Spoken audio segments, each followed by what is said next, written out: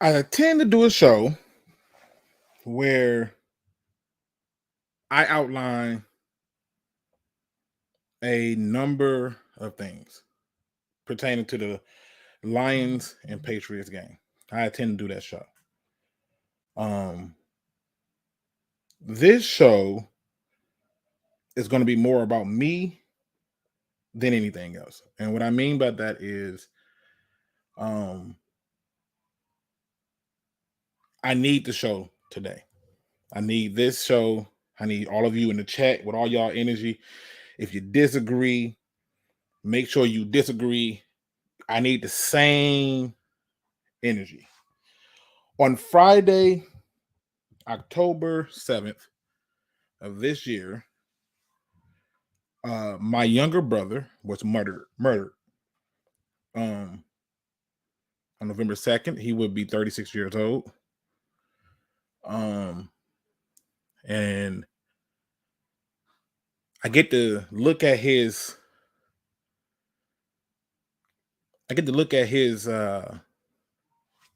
daughter trying to get answers. Okay. And so I'm gonna need y'all to give me that same energy, right? Because the last year or so has been very trying on me. It has been challenging. And it's been an event, right? So again, keep in mind, I'm gonna bring that same energy, right? I'm gonna bring the same energy. I've cried from Friday, and I think today was probably the first day I didn't. So, yeah, I'm using y'all today. Y'all is my shoulder that I'm leaning on. I started off every show with a message to those in grief and those dealing with so much when it comes to suicide. And the reality is I get it. I get it. This world is something else. It's something different. And it's something so frustrating, so confusing. And you often wonder when you get a break. And the truth is you may not. The truth is you may never get a break. You may never get the opportunity to just take a breath. But you will get opportunity to get help. You will get opportunity to have someone listen. You will get an opportunity to have someone be there for you. You will get a chance. And all you have to do is fight. You don't have to do anything else. You don't have to push yourself into a certain circle. You simply just have to put one foot before the next and say, you know what? I got up today. Let's do it again tomorrow. So before you decide to do something crazy, I want you to hear my voice and understand that people care. Because in the case of my brother, another one, he didn't get the choice to say goodbye to this world. It was taken from him. It was taken from him in a senseless act that had no reason to even occur. Okay? So before you make that decision, understand that we care. And just get help. Dial 988. Now, I'm going to use y'all today. I need that same energy. Don't let up on me. Give it to me all. I want all that energy. And I'm going to give you the show that I was going to give you anyway. Okay? So, let's talk football.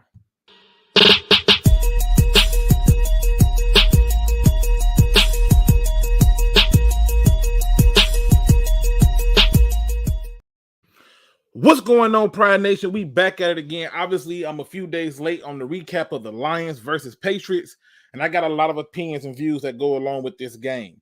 I have actually watched a few shows. I needed the distraction. But ironically, my opinion was never swayed. I even got into it with some good friends who had different views, but we're going to do it today. Now, to all the people who are giving me the wishes and the prayers and stuff, thank you so much. I appreciate you. Y'all don't know how much it means, but I want to say who's in the building with me. Friendly Neighborhood Lions fan, 13% Gang Inc. is in the building.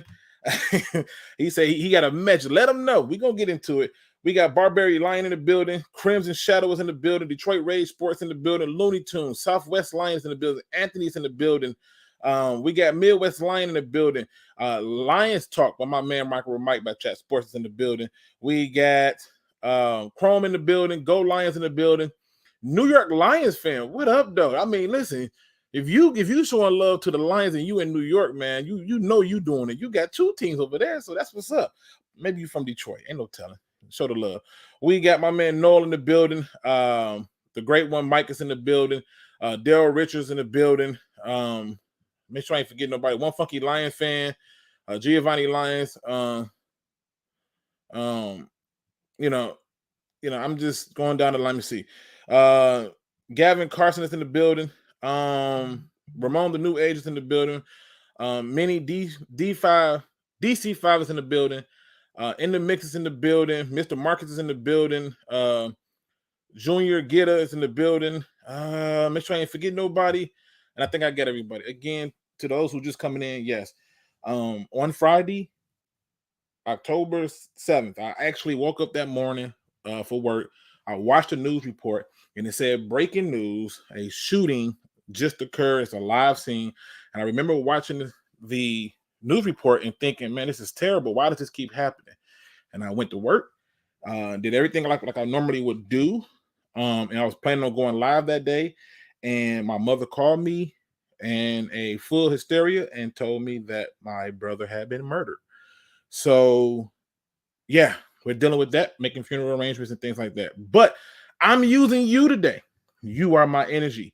You are the extra distraction that I need to get it in. And I'm going to give you a whole lot of things to disagree and agree with me about, because I think that we have lost sight of some things. So to the people who are giving me, condolences and prayers, thank you so much. I appreciate you.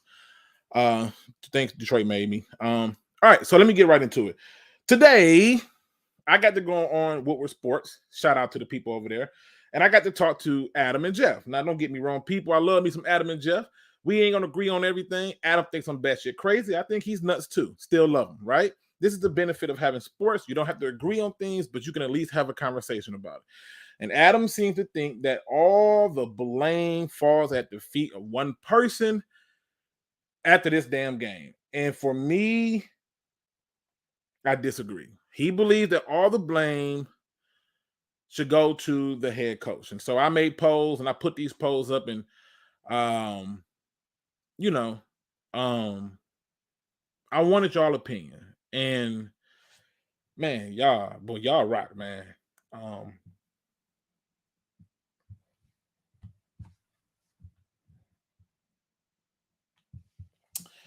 Yeah, so appreciate y'all, man. So here's what I think. I'm going to give you my assessment of what happened in the last game against the Patriots. And I'm going to tell you what I think happened. I'm going to tell you what I think is wrong with Dan Campbell, and I'm going to tell you why I think all these problems fall at the feet of our general manager. Okay? First things first, people. All right? I know we don't talk about Bruno. I know we don't talk about Bruno, but I've had some people who have literally, in my opinion, pushed the narrative in a way that is a bunch of BS, in my opinion. It just is. And I can't even begin to think about how they're going to do this. So first things first, what did I see in the game? And where do I look at one of the problems that I've noticed? Here it is. You know what Dan Campbell problem is, people? It's not motivating players. It's not game management. It's not situational football. It's not making adjustments. You know what Dan Campbell problem seems to be to me? And I'm starting here because if I don't start here, people are going to say I'm biased. So let me just tell you what it is. Guess what the observation I made is that's his problem. It's very simple. He relies too much on analytics. Analytics is destroying football. These number people are destroying football. They have made it seem like you can quantify these things into making smart decisions. Oh, this percentage says that. What happened to you just looking at the game and saying, you know what? I buy that I can make this happen and I need to score more points. It's just simple.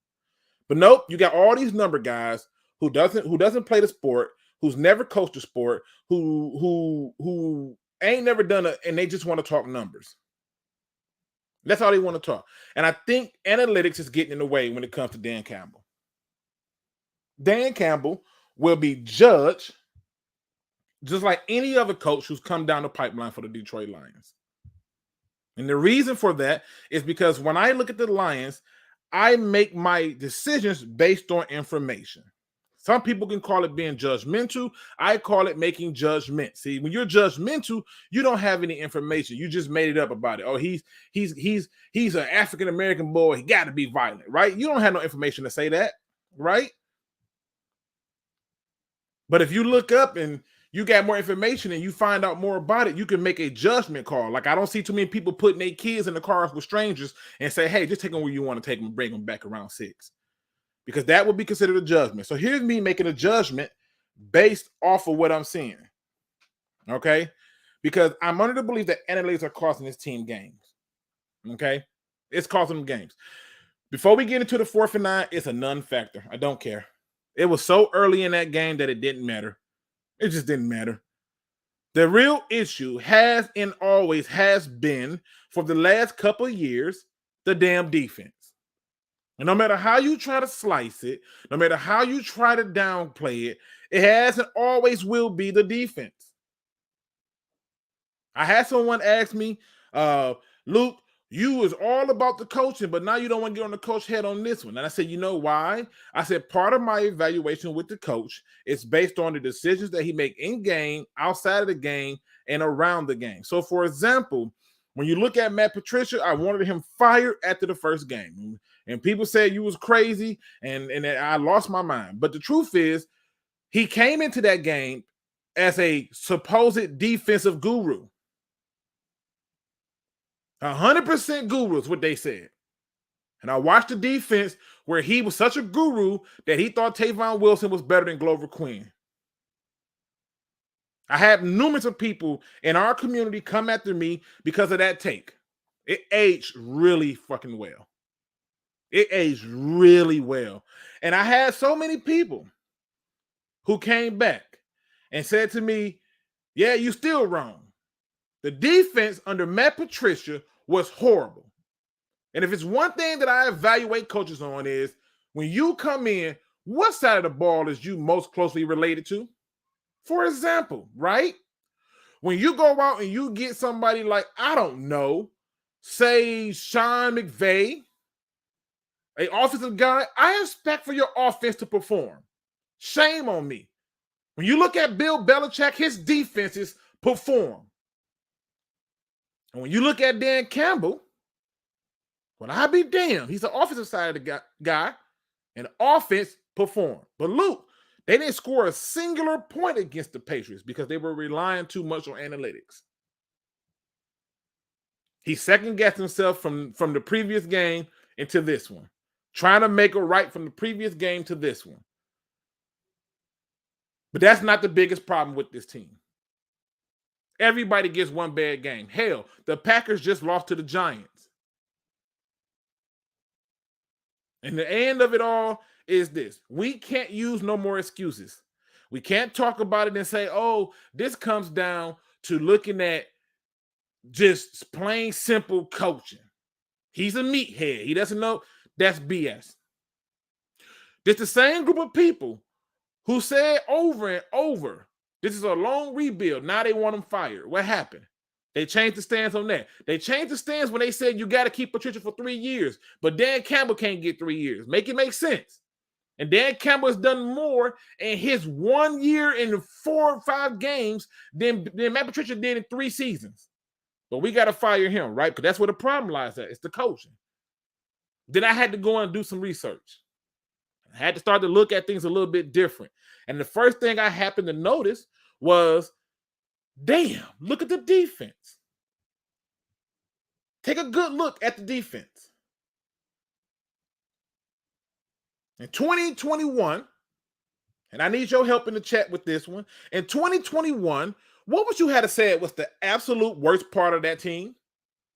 Many of you would probably say defense. And in 2022, what is the absolute worst part of this team? Many of you would probably say defense. But the people who paying attention, who understands how things work, don't jump ship. They don't get panicky because certain things happen. Was it a bad outing by the Lions? Yes. Everybody got outplayed. But you know what? That's what a Hall of Fame coach is supposed to do to a guy in his second year as a head coach. What is he supposed to do? Some of y'all got too caught up in we got to beat Matt Patricia, and Matt Patricia was the afterthought. Dan Campbell was not the thought here. Well, Luke, why are you not going at the Aaron Glenn? What does he have to work with? I'm not being funny. I'm not being facetious. I'm asking a serious question. You look at the defense from 2021. You take off John Pennicini, who retired. You drop off Deshaun Hen, who stayed hurt. In fact, one of the reasons why the defense sucked so bad in 2021 was because of the injuries, and your general manager did what? Got more hurt people. And many of you gave the draft an A because we love receivers here. We love receivers here. And Adam, shout out to Adam at Woodward Sports. Adam likes to point out, him and Jeff likes to point out what other teams did. And when I asked him a blatant question, go player by player down the list for the Giants, he wants to tell me who's out. And this person's not there. And this person didn't do this. But you know what? The Lions got those same problems. Yeah, but they're still achieving. Yeah, but we're not them. They don't have the offense we have. Their defense is not giving up more points than the offense can score at a historical point. Why are we focusing on the head coach when his side of the ball is working and he's doing things to try to fix the defensive side of the ball? But why are you not talking about Aaron Glenn? You ain't talking about him. You gave that man essentially the same damn defense and said change the scheme. And part of it could be that maybe the scheme doesn't work best for this team, right? Maybe it doesn't work best because if you're going to run a 4-2-5, you better have two dog-ass linebackers. And I don't know about y'all, but I don't see two dogs in Ellis Anceloni and Malcolm Rodriguez. Again, these are just my views. And while we can sit there and go, it's a combination of things, that's cool. But if you put it in a pie chart and you break it down, more likely than not, there's a bigger pie piece that goes into the defense. In fact, the defense is so bad that they're setting all kind of records. The first time a team has had the number one offense and the number one worst defense. But we're talking about the head coach. We're talking about it's a coaching issue. Where in the hell is our players winning just in a straight up man-on-man, mano-a-mano whoop ass? Where are they? Where are they? Where's the dogs at? I ain't heard a damn bark yet. You went out and you simply did not address the elephant in the room. You knew you had multiple injuries on that defense when you came into 2022. You knew you came into the season with the sixth most salary cap. And you knew coming into this that you didn't need to move a goddamn place in the draft because every player you want was going to come to you. But we can't talk about Bruno. Fuck that. Not today. I don't care what his Pro Football Focus grade was. I don't want to hear about his pressures. His pressure still is on a defense that is the worst, and he's part of that problem. And before somebody comes in here and tell me that that's not true, I call cap on that. Because guess what? I just watched him get juked by a guy who wasn't Jalen Hurts. And he couldn't even turn and haul ass and hawk him back down and get it. So spare me all the talks about who he went against. Couldn't beat two rookie tackles. And your general manager brought this guy in. Now, that doesn't mean that he's going to be a bad player for his career, but right now he don't look too impressive. But we can't say that. We can't talk about this. We want to praise the 6th round pick, but can't talk about the 2nd overall pick. Not today. Not today. Could we go back to a 3-4? It might help some, maybe. But it's the same guys that's out there. You swapped out Trey Flowers for Aiden Hutchinson. You getting the same production, and we don't want to discuss that. We don't want to discuss. This general manager went and got a safety who I think played a full season once in his entire career. He's hurt again. He got a deep tackle / DN and Pascal, who he knew was coming off some injuries that could come back up. Didn't matter. He took a tight end that don't matter. But look what he hit on. How hard is it, people? I'm not trying to be funny. Look at the Pittsburgh Steelers. Show me where the Pittsburgh Steelers are picking in the top 5. Show me where the Pittsburgh Steelers are picking in the top 10. And even when they get it right, because it's not that damn hard in most cases. You have to be a full-fledged idiot to just mess it up. And again, all of this happens on defense. People like, what's wrong with Amani Oruwariye? What's wrong with him? He wasn't getting safety help like the guy that they was trying to build up in Okudah. That's what's wrong with him. But Luke, that's not fair. He getting double teamed 40% of the time. Where I even had a guy tell me that's not how math works, but this is what I told him. If he's getting double teamed 40% of the time, then 60% of the time he's not getting double teamed, right? Right? If he's getting double teamed 40% of the time, then he's not getting double teamed 60% of the time. And he's winning what, 10% of that?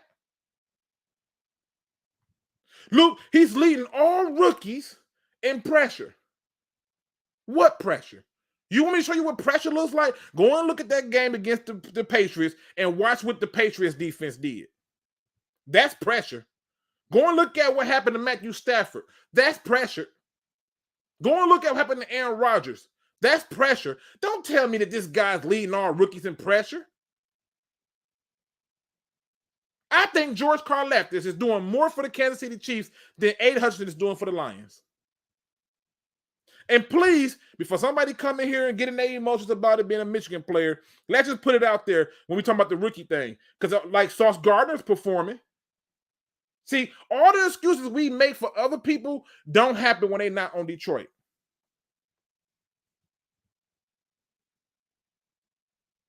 That's not happening with Detroit. When we look at this talk, all I heard was he's going to win Defensive Rookie of the Year. Looks like that's going to go to Devin Lloyd, who you could have taken, who I thought you were going to take with the 12th pick.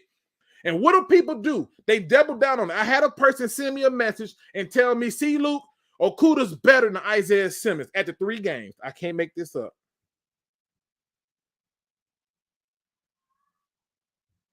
I can't make this up. I had people hit me up to tell me that a guy who has been playing from the beginning and getting it done is not better than a guy who had 3 good games. And then in that 4th game, got exposed by a good receiver and they disappeared. I can't make this up. But we can't talk about Bruno. Not today. Not today. We're going to talk about Bruno and then some. Okay? The problem with the Lions is defense. And the person who brought these people here is still here. It's the general manager. Just go through the list. Michael Brockers is on that 21 defense. He's still here. You swap out Nick Williams, who stayed hurt, for Pascal. Brilliant. Just look at what he did. He'd have been better off at this point. And before people started telling me, well, we didn't have the cap, Luke. They had the 6th most cap before free agency with $36 million. And they wasted it on people that shouldn't even have been given a second chance, like Tim Boyles. Why was he brought back? Shouldn't have got a penny. Why was he brought back? To cut him? Why did you bring back David Blau? Spend the money on him to cut him? Keep going down the list. At the people we brought back just to cut, and you wonder why the salary cap is dead. We cut people that we had money on, and it ain't just a draft. Look at the offseason moves, people. There was no commitment. And I'm not saying that you got to spend big in free agency, but God, can you at least just do something where you actually look at getting a veteran at the linebacker spot, not named Alex Anzalone, who has been average at best his whole career, or get a freaking safety who can actually help? Because we had Kirby out there. And yes, did Kirby look better? Yes, because he was so bad the first time.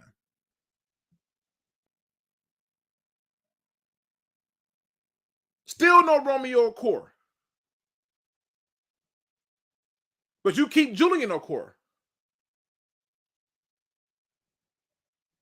You went through multiple kickers in favor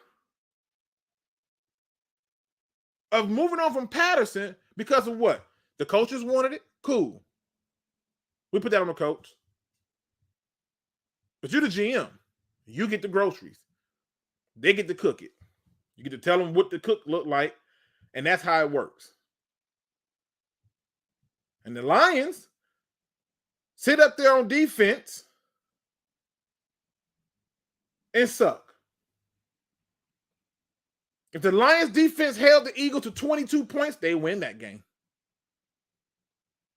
The Lions defense started struggling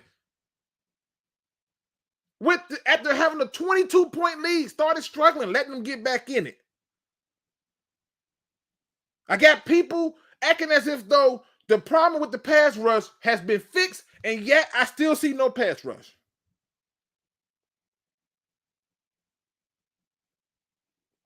I just don't see no pass rush. And it's one of the positions that we invested a lot of money in. And I've seen a lot of people say stuff like, Luke, would you be happy if the Lions traded a first-round pick for Brian Burns? F no.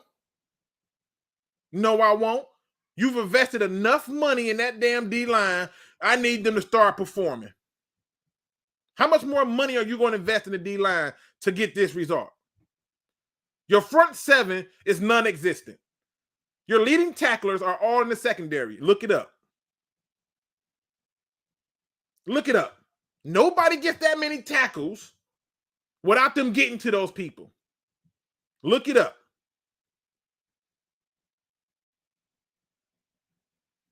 You criticize Jared Davis for not covering. Malcolm Rodriguez can't cover. But he's a rookie, Luke. He's in the 6th round. Okay, I hear you. The Lions had a bad game. A really bad game. Top to bottom. Got their ass whooped. The offensive line got their ass whooped. And there's no way you can get the ball to TJ Hockenson because the quarterback is just looking to get hit again. But I got people defending players and stuff. I got people want to put it off on the head coach. His side of the ball is performing, and he's working on getting the defensive side of the ball to work. Part of being a good leader is trusting that the people you put in position can do their job. Now, if for some strange reason this continues to go on and Dan Campbell don't have the guts to tell his friend, it's been great, but I got to let you go, then we can start talking about Dan Campbell.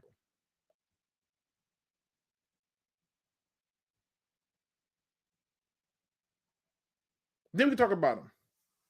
And again, keep in mind, I'm not acting as if though that this is just a strong view from my part. I think Dan Campbell deserves his criticism, especially for relying on analytics too much. But I love how all of a sudden, when the offense don't score, it's Dan Campbell's fault. But when the offense scores, how much of a genius Ben Johnson is. The meathead can't get no type of respect. It all goes to Ben Johnson. He's a genius. I don't need Dan Campbell to be special. I need him to do what he's doing. I need him to manage a group of men and get them ready.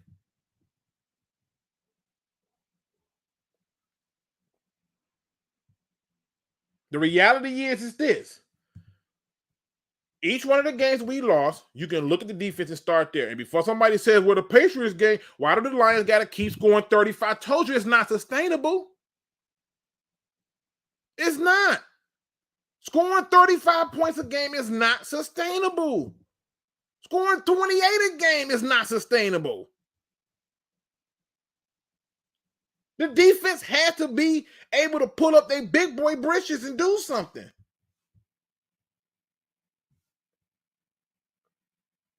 But this all starts there. If you go through and look at it, I'm telling you, I'm going to show you in another video. But if you go through it and you just look at it, look at the defense roster from 2021 and look at the defensive roster now. Majority of it is still here. Many of them retained on contracts. I got people telling me like, Luke, I think it's because of what the coach did. This is why we're not getting the best version of this player, and we're not getting the best version of that player. I'm not seeing that as the problem. I'm seeing guys who are lined up one-on-one with another man, and they're losing. I got people talking about positional value. None of us is caring about, oh, yeah, we got a GN second overall. What we care about is he's not playing well. So to me, positional value goes out the door. It goes out the door. Get the pick right. That linebacker that you passed up on for the receiver who's hurt is probably going to win Defensive Rookie of the Year. And he's very noticeable, and it's having an impact for his team, along with the other rookie linebackers that they added. You had a draft that was designed for defense, and you came out with pieces that have no impact. There ain't a singular player on the Lions defense that you have to game plan for. People be like, oh, Aiden Hutchinson getting double teamed. That's the offensive scheme. They just want to make sure they follow all their pieces. He is not a threat. He was still getting blocked by running backs and tight ends. Stop playing.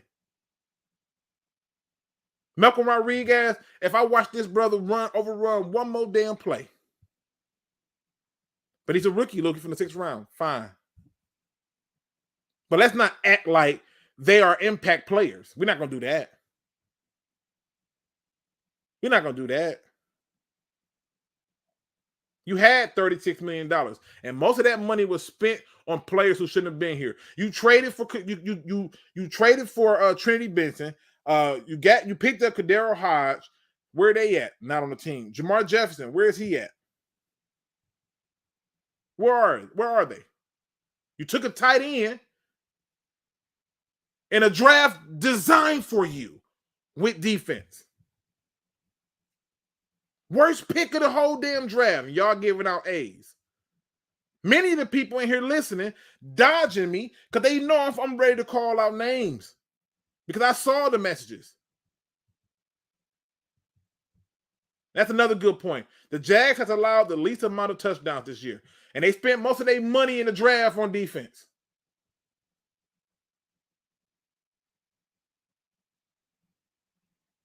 You can't even stop a simple run because your linebackers can't do it, and your D-line don't know how to maintain gaps. And I got people making up stuff like they're just running up the middle. Aleem McNeil is doing his job. It just doesn't show up that big on the stat sheet. And when he doesn't do his job, I'll point it out. But for the most part, he's been doing his job. The linebackers are not filling. Your safeties are coming up too much. I got people who want to trade for Brian Burns, but ain't talking about Jeremy Chin. You need a damn safety. You need linebackers. You literally told the defensive coordinator, I'm giving you the same thing with a few more pieces. Good luck.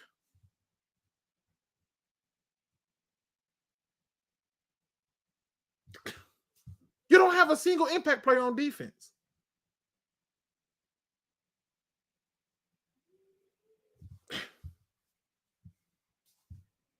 I wish I could make this stuff up.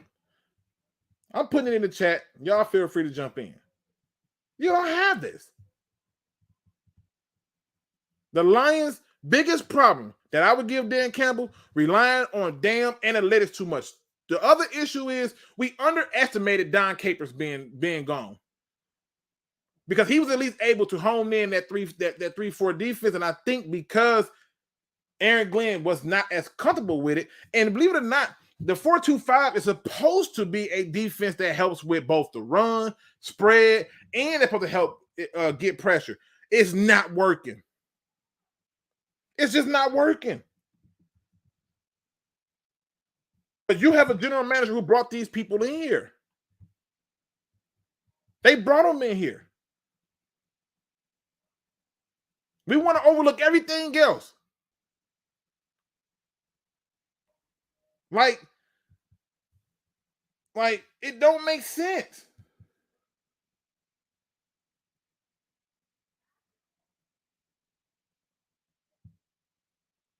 I'm just trying to get people to understand that look at this team for real, and ask yourself, for real, how in the hell do we just keep overlooking just basic facts? Nobody walked out of that game saying we lost to the Eagles because of Dan Campbell. That's not how it went. The defense sucked.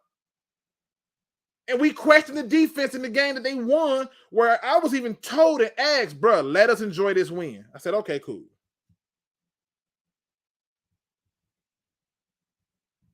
I'm bringing people in because I'm having fun today. I see Adam in the building. Adam wants to talk about the coach. Talk about the coach. When you go through and you look at those other defenses who are performing, they're better because they're healthier.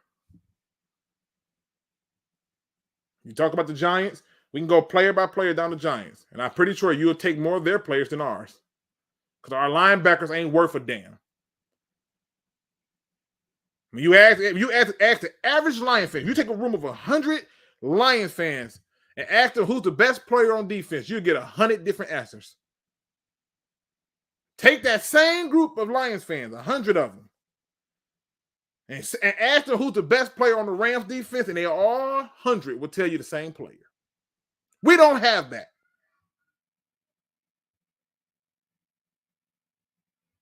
How much wins they getting now? They're going to sneak a few wins off the team they shouldn't beat. But let me get the people in the building. Hold on. Let me get this off the screen. I just don't see how we want to keep talking about things that don't line up. Micro Mike is in the building. What's going on, Mike? Hey, man. What's up, man? What's going on, man? Look, obviously, people want to talk about the coach, right? Coach can take his fair share of blame. I think it's because of too many analytics. Fair. But I also think that the biggest problem with this team is defense. And I know that he has to fix it, but we have signed so many people and cut them, just a waste of money, that shouldn't even have been re-signed. Like Alex Anzalone should have been re-signed. It's no way, bro. There is a lot of blame to go around, and definitely Brad Holmes deserves some blame here, because we're talking about acquiring talent in free agency, where we did pick up a lot of defensive talent. Not a lot coming from it. Now, some players are doing well, like Deshaun Elliott signing, but Alex Anzalone, really, like we all knew that he's not the guy going forward. But you're happy with, so you are strapped with cap. Okay, so let's go to the draft then and acquire more defensive talent. And you get players like Levi Onwuzurike, who you knew was injured, and you draft him. That was a mistake. Brad Holmes has got to make and correct those mistakes going forward, because that is resulting in our defense playing bad, is when obviously your players are not playing. Sometimes you get freak accidents or freak injuries. That's not thrown into this. We're talking about injuries done to players where they have a history of it in college coming into the NFL, or if you're signing players with an injured history into free agency. So that is an issue. Dan Campbell going for it on every fourth down is an absolute issue. Like, come on, man. You turnover on downs is just like a turnover, fumbling it, or throwing a pick. Not getting first downs on third down by the offense is hurting as well, then forcing your third down. Then I like it, the blame to the players too, not playing all the way. So the blame is everywhere. When you get a 1-4 start, it's a pile of crap. A lot of blame to go around for this football team. But the thing that I look at is I like that he go for it on fourth. Now, when he go for it in certain situations, stuff like that, yes. But I get it. Yeah. I totally get No, it. I get it. Right. But no, I get it. No, I agree with you situationally. Like, I like every once in a while to go for it on fourth, but not every single time. Like, it's like, okay, we do got a punter named Jack Box, who's pretty killer. You know what I'm saying? We did sign a kicker. Like, you're allowed to do it. If you do it every single time, it's just like an addiction. It's like, yeah, I'm gonna bet. I'm playing roulette, and I'm just gonna go on red until I lost all my money or something. I don't know. Like, no, I don't mind it every once in a while, but every single time, okay, now you're hurting the team. And then, like Herman Moore was stating, it's sending a message to your coaches. Like, if you're Aaron Glenn, this is what he stated, I'd be pissed off if you're Aaron Glenn, because it means you have zero faith in him and what he can come up with. You won't even give him the chance to pin him back and see what the defense will do. Point by Herm too. That's an excellent point. Yeah. But the reality is that's the truth, right? That's the truth. Well, look, I think the defense was playing a little bit better this last game. They did. I think they did. Great. They gave up 22 points instead of 5,000. Right. But we cannot go for it on every fourth down and just say, you know what, we're just going to play offense, defensive players in the sideline the whole time. At some point, you're like, okay, let's try at least flipping the field, see if that works. You know, you just can't go for it on fourth down every single time. It's just nonsense. Pin them back or attempt a field goal. You know me, I am aggressive, but there gets a point of being too aggressive, and I think that is stupid when you're being. That 4th and 9 to me was just the epitome of a Detroit Lions play. You go for it, fumble 6. That's like when I seen it happen, I just looked at the screen and I said, "This is a Detroit Lions play. This is exactly what happens." Bad decision, and I think that they have bad things. Now, the man I had a great debate with earlier is joining us. I see you in the back, Rumble and Gunner. Don't go nowhere. Hold tight, please. Adam has joined us. Adam, what up, though? What's up? What's up? Now, Adam earlier didn't want me to say too much. He was in his zone. I love it. But let's get to the bottom of it, right? Tell me why it's the coach. The coach Luke, is responsible for the offense, right? Here's the problem, Luke, is we agree. We agree a lot. The problem is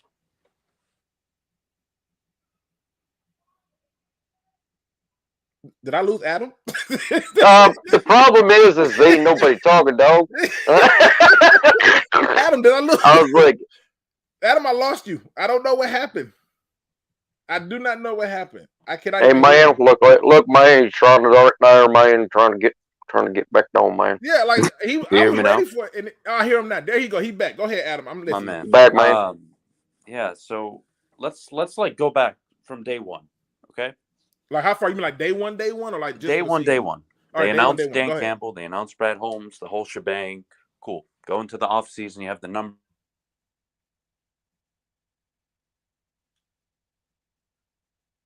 Did I lose Adam again? I think he gone, man. Adam, I'm losing. Adam, what is going on? Tackle, one of the best tackles in all of football. Solidified your offensive line probably for the next 8 to 12 years, depending on how long this kid plays. Knock on wood. 2nd round pick, Levi Onwuzurike. I'm not sure what the fuck is up with his injury history. I really don't get it. But he's not making any progress. Not cool. 2nd round, miss. Aleem McNeil. I would say a decent player. Not everybody's a Pro Bowler, right? Sometimes you just want but starters. He's serviceable. Exactly, Yep. right? So he's a serviceable interior lineman. That's 2 players you've already gotten in one draft. You go to the 3rd round. No, Adam. You got to get to a better spot, man. Yeah, he's in a bad spot. Adam, we losing you again. We losing you. We on 3rd round. Adam. No, what is going on? The interesting part, though, is everybody ripped on the Aleem McNeil pick. Why'd we get Aleem McNeil and went Levi and end up being the opposite? I didn't understand. I thought my thing with Levi was I was like, I see why they took him. Like he can do something. I said, but I liked the guy from UCLA better. That's on I believe Dallas. I liked him better. Sorry. Adam, I like Christian Barmore, but he's taken her before. Adam. Damn it. All right, let me get Adam a minute. Rumble, you in the building, and Gunner, you are in the building. I'm trying to let Adam come back, and I want him to finish his point. I want to have an open conversation about it, and it is what it is. But I think where he was going was he was breaking down the draft. So I'm gonna give him a chance to give his point out and leave it there. But to me, you just haven't brought, when you look at, like, okay, it's so many things I could point out that go towards the general manager. Like you had Amon-Ra St. Brown, you re-signed Josh Reynolds, you already had Quintez Cephas, that's 3. You signed DJ Chark, that's 4. Then you go out and draft a receiver who hurt. And then my thing is, it's like you can congratulate the players. Like everyone says, well, you got Amon-Ra St. Brown and Penei Sewell. Yeah, I love it, man. That's great. But we gotta still criticize if you're not getting like that Levi and Uzurike pick. I mean, where is he? Exactly. So blame is deserved. Credit is deserved, and blame is deserved. And I think for Brad Holmes, what he needs to do is say, you know what? I'm not drafting an injured player or a player with an injury history anymore. Mistake made, correct it. I want him to correct it. Again, I'm waiting on Adam to come back. Adam, I really want to hear your view. So, Can I ask you a question real quick? Go ahead. Do you trust Brad Holmes in the next draft?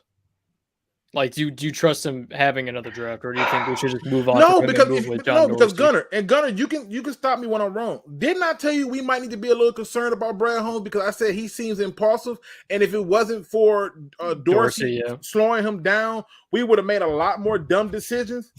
Dorsey's the one running this show. He's the one that's getting it done. He was ready to trade up for Levi Onwuzurike in the first round. He was ready to trade up for Sewell, and Sewell was just coming to him. He was ready to make unnecessary moves that didn't need to be made. And it's not just that. It's not just the draft, because when you go through and you look at the draft, right? Where in the fuck is Iffy? Where is he? So if you give him a Lee McNeil as serviceable, if you give him Penei Sewell as a good hit, how hard was that to do? Seriously. Wake me up when people making picks outside of the top 10 and it don't work. Wake me up then. But then you go. My concern with Brad Holmes is this is what he said. I don't shy away from injured players. But he also said that that's he bad. Shy away from it. That you don't take injured players in the first, and he went against that rule. Yeah, you don't take them in the absolute. Come on, you got to be able to correct this problem. That's concerning to me because I don't want another draft of injured players. I want to see the players play. All right, let me see Adam back. Adam, you back? Dang, nabbit. Adam. I'm going to give him a minute. I was going to say, quick, who's injured in college football right now that's going into the draft? That might lead us to our next picks. This is a fair question. Does anybody know if Jordan Battle's injured or Noah Sewell? But listen, let's look at this though, right? Let's look at this draft. Everybody always sneaks and falls in drafts for different reasons. The year that Amon-Ra St. Brown fell, it was a lot of receivers that came out that year. Like it was a record number of receivers that year. Like so in my opinion, he should have been a second round pick. And I always thought he was a dog. So when they got him in the fourth, I jumped for joy. I jumped for joy for Derrick Barnes because I thought they were going to use him as an outside rusher. He's an inside backer at this point, but I get it. But let's go through the list. So you get a lean, serviceable, Amon-Ra St. Brown, I love. Penei Sewell, no-brainer. And Derrick Barnes, we still praying for. Jamar Jefferson, right? Iffy, Levi, So you want to give him 3 out of that one? Fine. I'll give you the 3, right? Then you go to the next draft. You got the second overall pick. Nobody's going to judge you for taking Aiden Hutchinson second overall, right? Nobody's going to judge you, so no-brainer, whatever, right? But wouldn't it be so tragic if that man finished the season with 6 total sacks after having a game with 3? Just seems weird to me, but that's none of my business. Then you go out, you trade up 12 spots when you shouldn't have traded a singular freaking draft pick, in my opinion, because you had 5 picks in the top 97. You could have came out with 4 starters, and you could have had one at each level on the defense because the biggest problem with this team was what? Defense. Here's my beef. I don't know. I would have traded for Devin Lloyd. I would have been fine with I that. thought they was going to take Devin Lloyd when they got to 12, but that's another I don't story. think Go ahead, Rumble. I don't think our defense would be as bad if we had him averaging 10 tackles a game. Yeah. My beef is we didn't get any bona fide starters on this defense in these past 2 drafts. Like, Liam, okay, like you said, he's serviceable, but we need some bona fide starters. You mean to tell me that the cornerback from the Jets is doing way better than our cornerback we drafted 3 seasons ago, who was a top 10 draft pick? And this rookie's coming in and he's balling out of control. And we have 2 defensive backs who are not only the coordinator, but also a positional coach. Our secondary should be by far one of the best things on our defense. Like, I'm sorry, you got a guy who played in the NFL and who was a decent defensive back. You mean to tell me he can't coach these guys up to be somewhat serviceable, to be effective in any situation, whether it be run, whether it be pass? I'm so distraught that we let a rookie quarterback dot us up. And yeah, they might have been dinks and dunks, but still, this kid. I'm sorry. There should have been one thing that we stopped him from doing, and that should have been dotting us up. And I don't know, man. I don't see any effort to. One of those positions should be your strong suit, and me personally, it should be your defensive backs, man. Aaron Glenn was a defensive back in this league for years. Aubrey Pleasant, defensive back. Like, these guys, your secondary should be somewhat serviceable. That's your last line of defense. And it's not. They can't stop a pass. There's so many penalties. There's no discipline. At least fix one of these positions. Fix one of them. Whether it be your secondary, your linebackers, you have to fix one of them. Your D-line, focus on that first. I think Adam back, man. I think he might be back. Adam, is you back? Adam? He's muted right now. Oh, he probably taking a poop. Adam, you taking the shit? You can tell me right now. We not gonna judge you. It's a human behavior. Wait, do you have him muted? Is he muted himself, or do you have him muted? No, I think he muted himself. The thing is this. I think when you look at it, it just boiled down to one thing. We don't have the people. If I look at the Giants depth chart, right? And I'm not trying to be funny, right? If you look at the Giants depth chart and how it's constructed, they run a 3-4, right? And inside backer Jalen Smith, right? Tay Crowder, right? Their linebackers are already better than ours, right? You go to the D-line, Leonard Williams was questionable, right? Azir, I can't pronounce his last name, questionable, cool, right? Yeah, but Dexter Lawrence is still present. They added Kayvon Thibodeau, who for the most part is right. Yeah, he's still a rookie, but we're gonna give him a chance, right? But then you have to go and look at some of the other things they've done, right? You look at the injuries on there. They got 5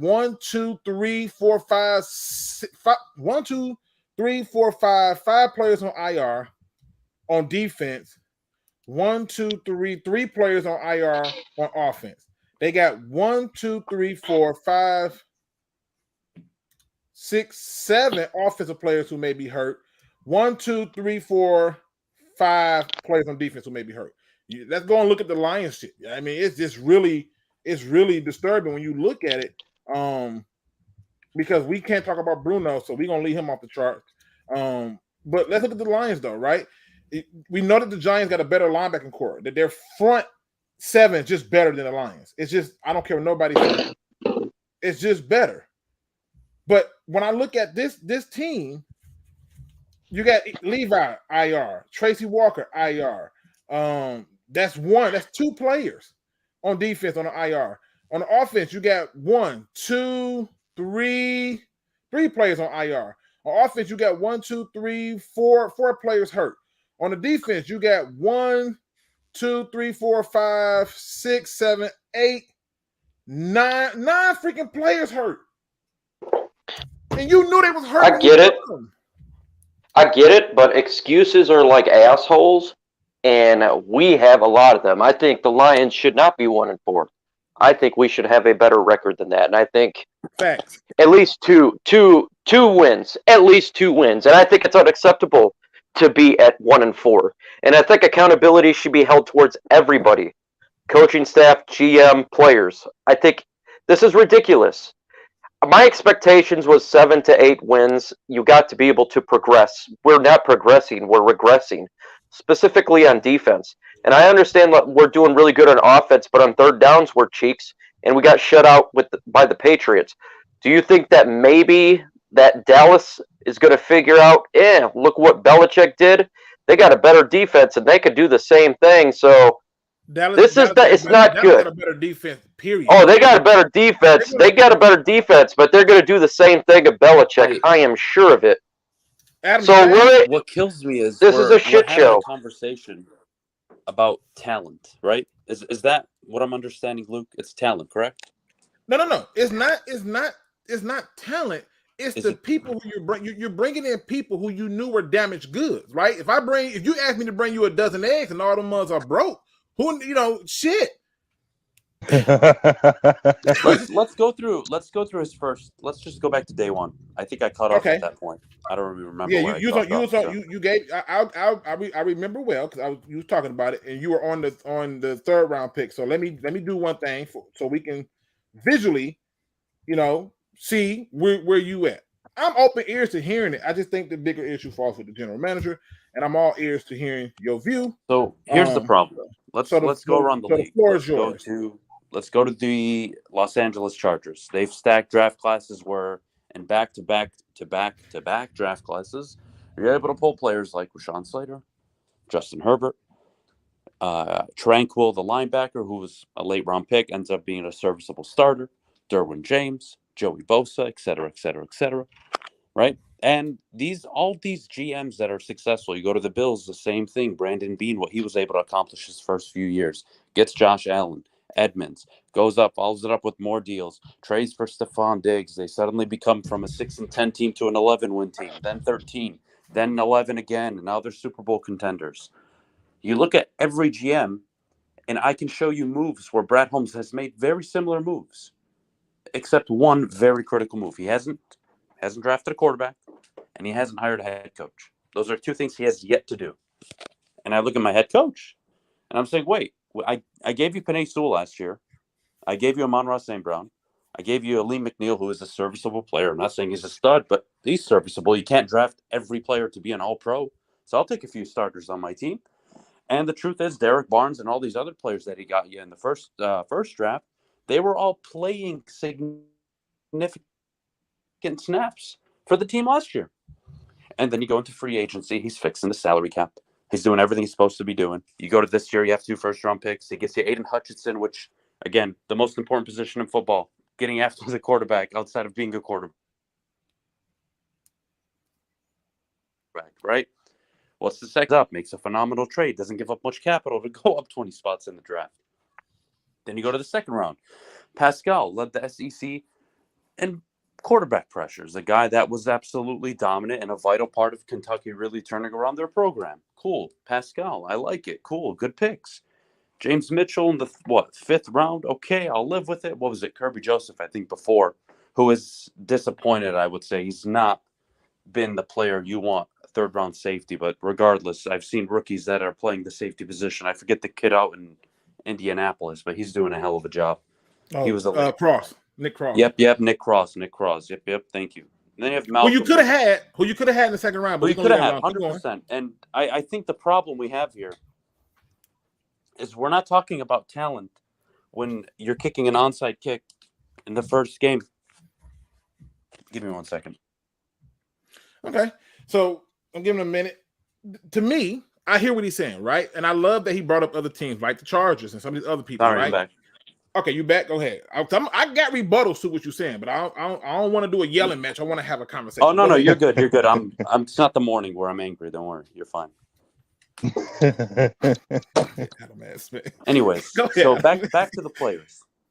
For every issue you may have with Brad Holmes, and I think there are a lot, right? I think there are players where you're scratching your head. You're like, what the fuck? They're injured. Why are you drafting them? We need players now. All fair points. Free agency. I would push back. This is a guy that's taken one of the worst salary cap situations, turned it around. You're going to have a really nice salary cap over the next few years. You're going to be able to spend accordingly, whether you cut Goff, you keep him. You have a lot of flexibility coming up in the near future.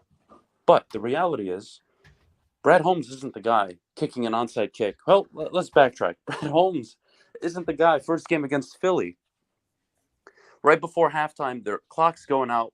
He's not the greedy bastard that decides to call a timeout, get burnt on the next play for 40 yards by A.J. Brown. Then you're down 2 possessions going into halftime. Then you come out, you, quote, make second half adjustments. Nope, never happens with this coach.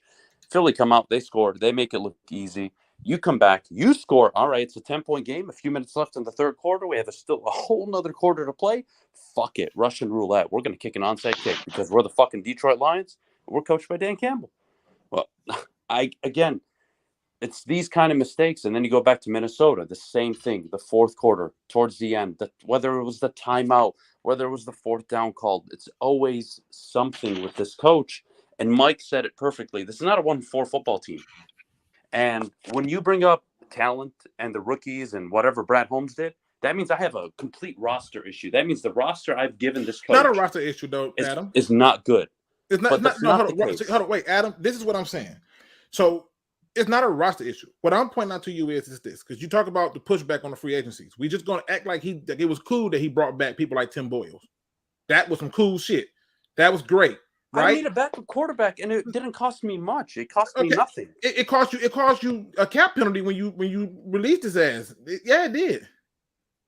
Harley got to. It cost you cap space when you did that. Tim Boyle cap space is not preventing this team from going out and but it's not just Tim Boyle's cap space that we're talking about. It's the other moves in free agency, right? Like for example, you retain Ellis Anzalone like he was special. Why? Well, in a who draft, do you have in a draft that was loaded. No, wait a minute. Wait, Adam, wait. We're talking about in a draft that was loaded for defense. You retain this guy. Well, right. Here's my only issue with that, because I think me and you are going to agree on this. I love Devin Lloyd.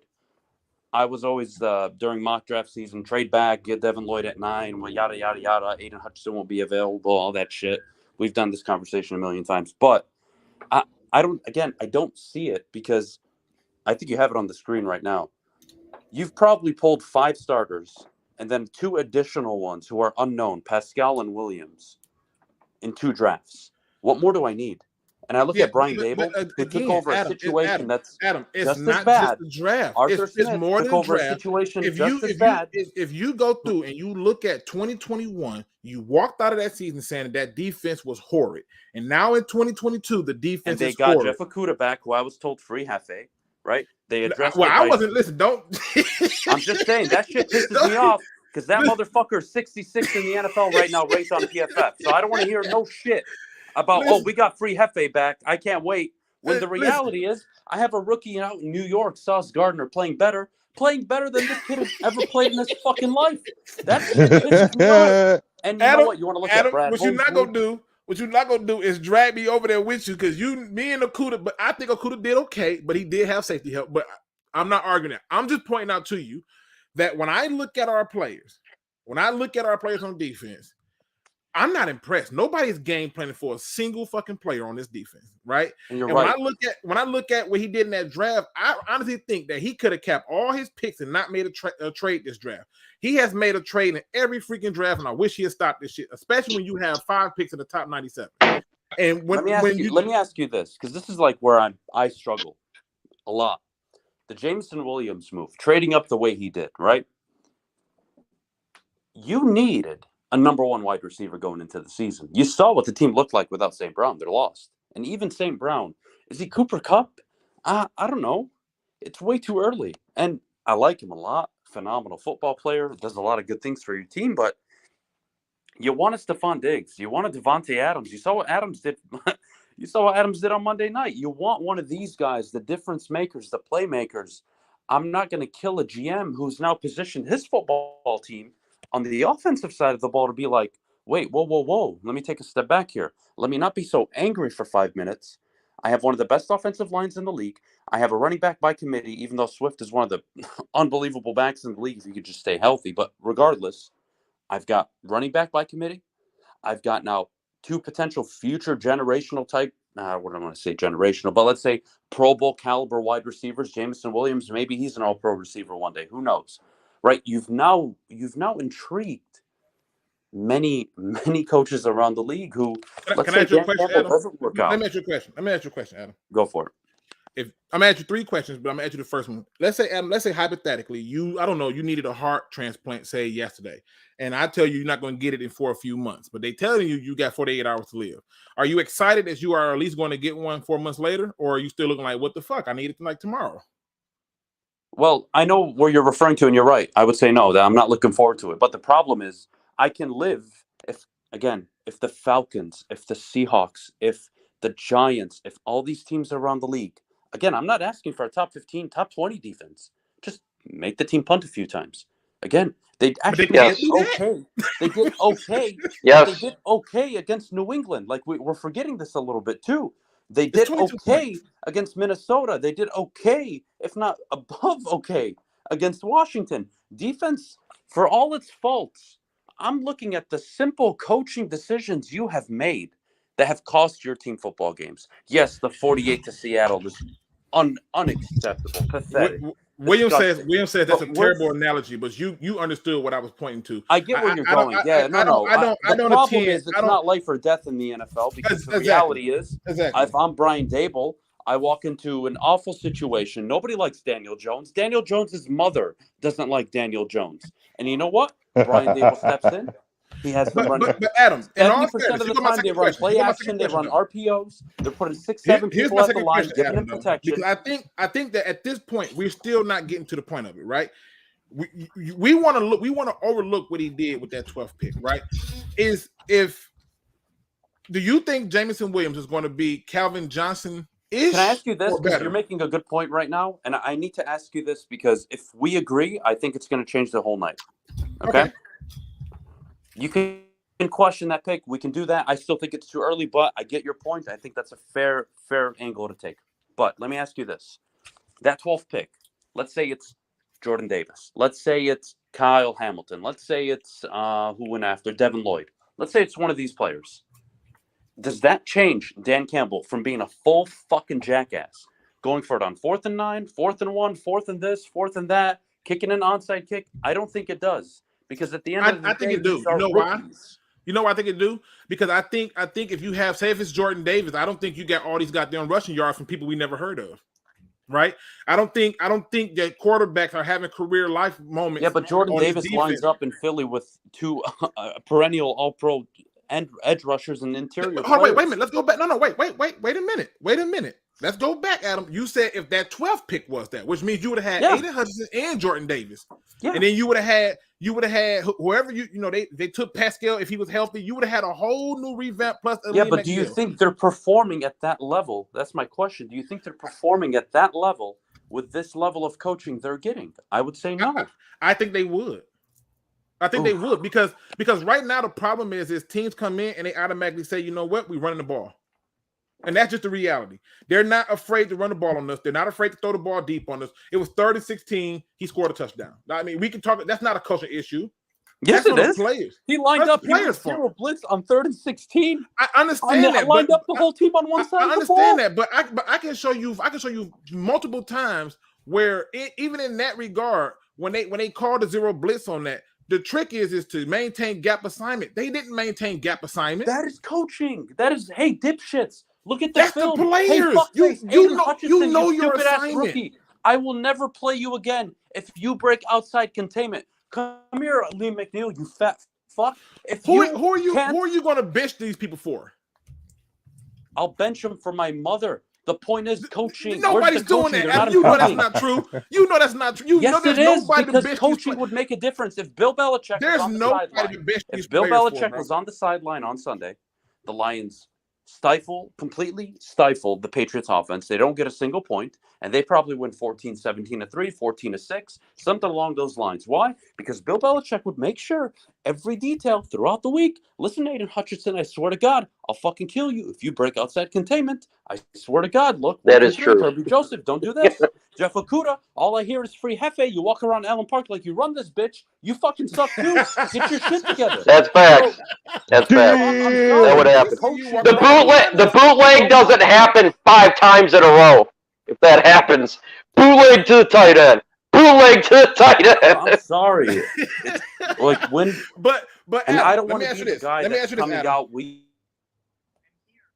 Let me ask you this, Adam. Do you think Jameson Williams will be like Calvin Johnson-ish? You think he would have that type of impact? No, I don't know. I can't compare to Calvin Johnson. What I would say is look at Chris Olave, look at Garrett Wilson. Do I think Jameson Williams could be as productive, if not more productive, than Olave, Wilson, and what's his face, Drake London? I don't want to do them guys. I want to do people who we know are ballers, right? Like, do you think he can be on Tyreek Hill thing? I think he could be a Diggs. I think he could be a Justin Jefferson. Absolutely. Before that ACL tear, he would have been the first wide receiver taken up. But he did have an ACL tear, though, right? So that's like the problem. But that's a luxury pick at that point, right? And that's why he fell. And that's why the Lions found themselves in a position to get him. But the Lions don't have the right when you get the worst defense to take people who are hurt. You took a hurt look receiver. At the NFL. Let's go over the 4 most important positions in the NFL: quarterback, offensive lineman, typically left tackle. Right? You have one of those. You have Penei Sewell. You go to wide receiver because you got to give your quarterback weapons, and then you got to do something which is very important in the NFL, which is get after the quarterback. And Brad Holmes, his philosophy has taken all those into account. He hasn't drafted a quarterback, yes, I understand. But he's got you Penei Sewell. He doubled down on edge rushers with Pascal and Aiden Hutchinson. And then he went out and got a dynamic, explosive wide receiver, which you need in the NFL. A guy that can just hold on, Adam. We gotta stop saying that stuff. We gotta stop saying he got a dynamic, explosive. That motherfucker ain't played. Why? He ain't played. I understand. We were still scoring points without him. Well, you know what? Why are you mad right now? Wait. Why are you mad right now? Because before the season, we got a bunch of people we can't use. And I'm not even mad. We knew he wasn't going to play. We're mad at the moment because this fucking joke of a coach is 1-4. I'm mad. Looks like my goddamn 7-year-old child calling fucking Madden plays on Sundays. Ain't no point of you bringing me there's no point of you bringing me no goddamn flashlight that don't work when I'm in the dark. I don't care. You don't go out and make luxury picks when your defense is this bad. This draft was designed. 5 years ago, it's luxury. 5 years ago, you're 100% right. You can punch me in the face. It's a luxury now. It's not the wide receiver position. Is arguably the third most important position in football. Adam, answer the question. Are you telling me right now that Jameson Williams is helping the Lions more than, say, I don't know, a fucking Devin Lloyd would be helping right now? No, he's not on the field, obviously. Exactly. But that's not what's holding the team back. What we talking about? But that's not holding the team back. Again, we're holding the team back. He's useless. He's not useless. That's the equivalent to you having a 14-inch penis that don't get hard. No female cares. Okay, put yourself in Brad Holmes' shoes, okay? Let's take a step back here. My job is Brad Holmes. If I am Brad Holmes, right, and I make that decision, what I am doing is I am setting up this offense to be a top 10 offense for the next 8 to 10 years. My goodness, the offensive line, the weapons you have, the running back you have, whether it's a rookie quarterback or Jared Goff, you've seen what Jared Goff could do in this offense. Brad Holmes has addressed the offense. Has he addressed the defense completely? No, he hasn't. Everybody has the right to be upset about it, but that is not the problem because I promise you, I take Dan Campbell, I drag his venti fucking coffee ass to New York. They're 0-5. I drag Dable here, and the Lions are probably 3-2. I can do the same with Robert Saleh. I can do the same with Arthur Smith. Arthur Smith has worked with less. No Cordero Patterson. No fucking Kyle Pitts, and the dude goes out, puts a game plan to stop fucking Tom Brady. I call cap. I'm calling cap on this. And I'm flat on the play. That's bullshit. The bottom line is what you are failing to realize is this. We are missing people who can't help you. Right now, you have a player who can't help you. You got 2 players from this draft right now, and Pascal. Yes, you do. You have everything in front of you. Though. For when? For next year? For next year. I could figure for next year. No. You're looking at players. Players in the NFL are just players. What is the one thing the Lions have never had in their history? We've had Hall of Fame players. You've had All-Pro players. You've had some of the greatest players that have ever played their positions in the NFL. You know what the Lions have never had? A head coach who knew what the fuck he was doing. And that's why we're in this But this is situation. not a head Because I coach promise issue. you have any This other is not a competent head coach. issue. You have any other competent head coach who's not shooting this himself what in the blows my foot mind. like Dan Campbell has. Adam, You're last a 2-3 or 3-2 football team, and everybody's going into the bye week optimistic about this football team. But they're not, because this head coach continues to fuck shit up. I remember last year. The year before. I remember we were talking about Patricia. You was on the train, would give him a third year. You was on the train, would give him that third year, right? And when I wasn't even around, bro. No, you was on the train. You talked about it on a bunch of shows where you was like, "Look, his last year, get him the fuck out of here." But you was okay with he had to get 3 years. It was a process. It was a whole building process. Okay, I remember our conversation now. Well, again, context matters though, because Stafford was hurt that second year, right? They actually showed improvement for the first 4 games where they went toe-to-toe with KC and a bunch of other teams. Like, you saw something. And me personally, as Adam, I don't like firing coaches when I haven't identified their ceiling. Same with Zach Taylor. You can go to Patricia. You can even go to Campbell now. I don't want to fire Campbell right now. I don't. But we have a major problem with this coach because he continues to put the team in bad situations. Let's say you are the most talented defense, why the fuck are you going for it on 4th and 1 at your own 40-yard line? They don't have the most talented defense. That's why he don't trust these motherfuckers, and I wouldn't either. Why would I trust them? Then punt it. It's not Madden. Listen, Luke. you can punt it. You can punt it, right? Let's say you punt it, right? Let's say you punt it and you do all that. The bottom line is this, bro. The Raiders went 5 years. You got a bunch of players that nobody accounts for. Roster in the NFL. Ain't nobody over there game planning for Jameson Williams. The Raiders literally got to the playoffs last year without even a head coach. Luke, nobody's game plan for these people. You're just going after all the players. Listen, let me ask you a question. I'm telling you, last year, Adam, the Raiders somehow made the playoffs. Who are the impact players that he brought to the team? Head coach. Wait. Who are the impact players? And then you go back to the years past where it was Sebastian Janikowski. Where's the impact players on defense, Sebastian Janikowski. I ain't seen the impact player yet. The most important position. The coaching. The most important position. I was told Jeff Okuda's going to have a breakout year. Man, where's the coaching? Listen, Adam. Where's me dragging him in at 12 o'clock at night, sitting him down and saying, listen, take a breath. Forget just talking about Jeff Okuda. The most important position and position of value says you take the pass rusher, the guy that can get to the ball. He was winning 10% of his one-on-ones. When we going to get to it? There's no impact players on this team that he's brought in on defense. How'd Jelani Tavai look on Sunday? I'm asking. How'd Jelani Tavai look on Sunday? Everybody looks like that against the Lions. What are you talking about? No. The reality is this. Listen, the Chicago Bears have more wins than the Lions, and we're a better team talented-wise. Why are we keep talking about every team but the Lions? And I don't even mind you talking about the other teams. Every team is better than the Lions. The reality is the Lions. No, because what you're doing is this. You're trying to deflect from the fact that there's no impact players. Name it. All I need is give me one impact player. No, where's the impact coaching? I was told Will Harris impact player into the offseason. Right. So we're gonna skip over the impact player. Where's the impact coaching? Coaching matters more than players, dude. Coaching matters way more than players. How are you? Okay. You out of all people, you know this better than anybody. You should know this. Listen, I'm team coach, but I'm not prepared to put what I'm looking at on players who I'm seeing just get their ass whooped in a one-on-one battle.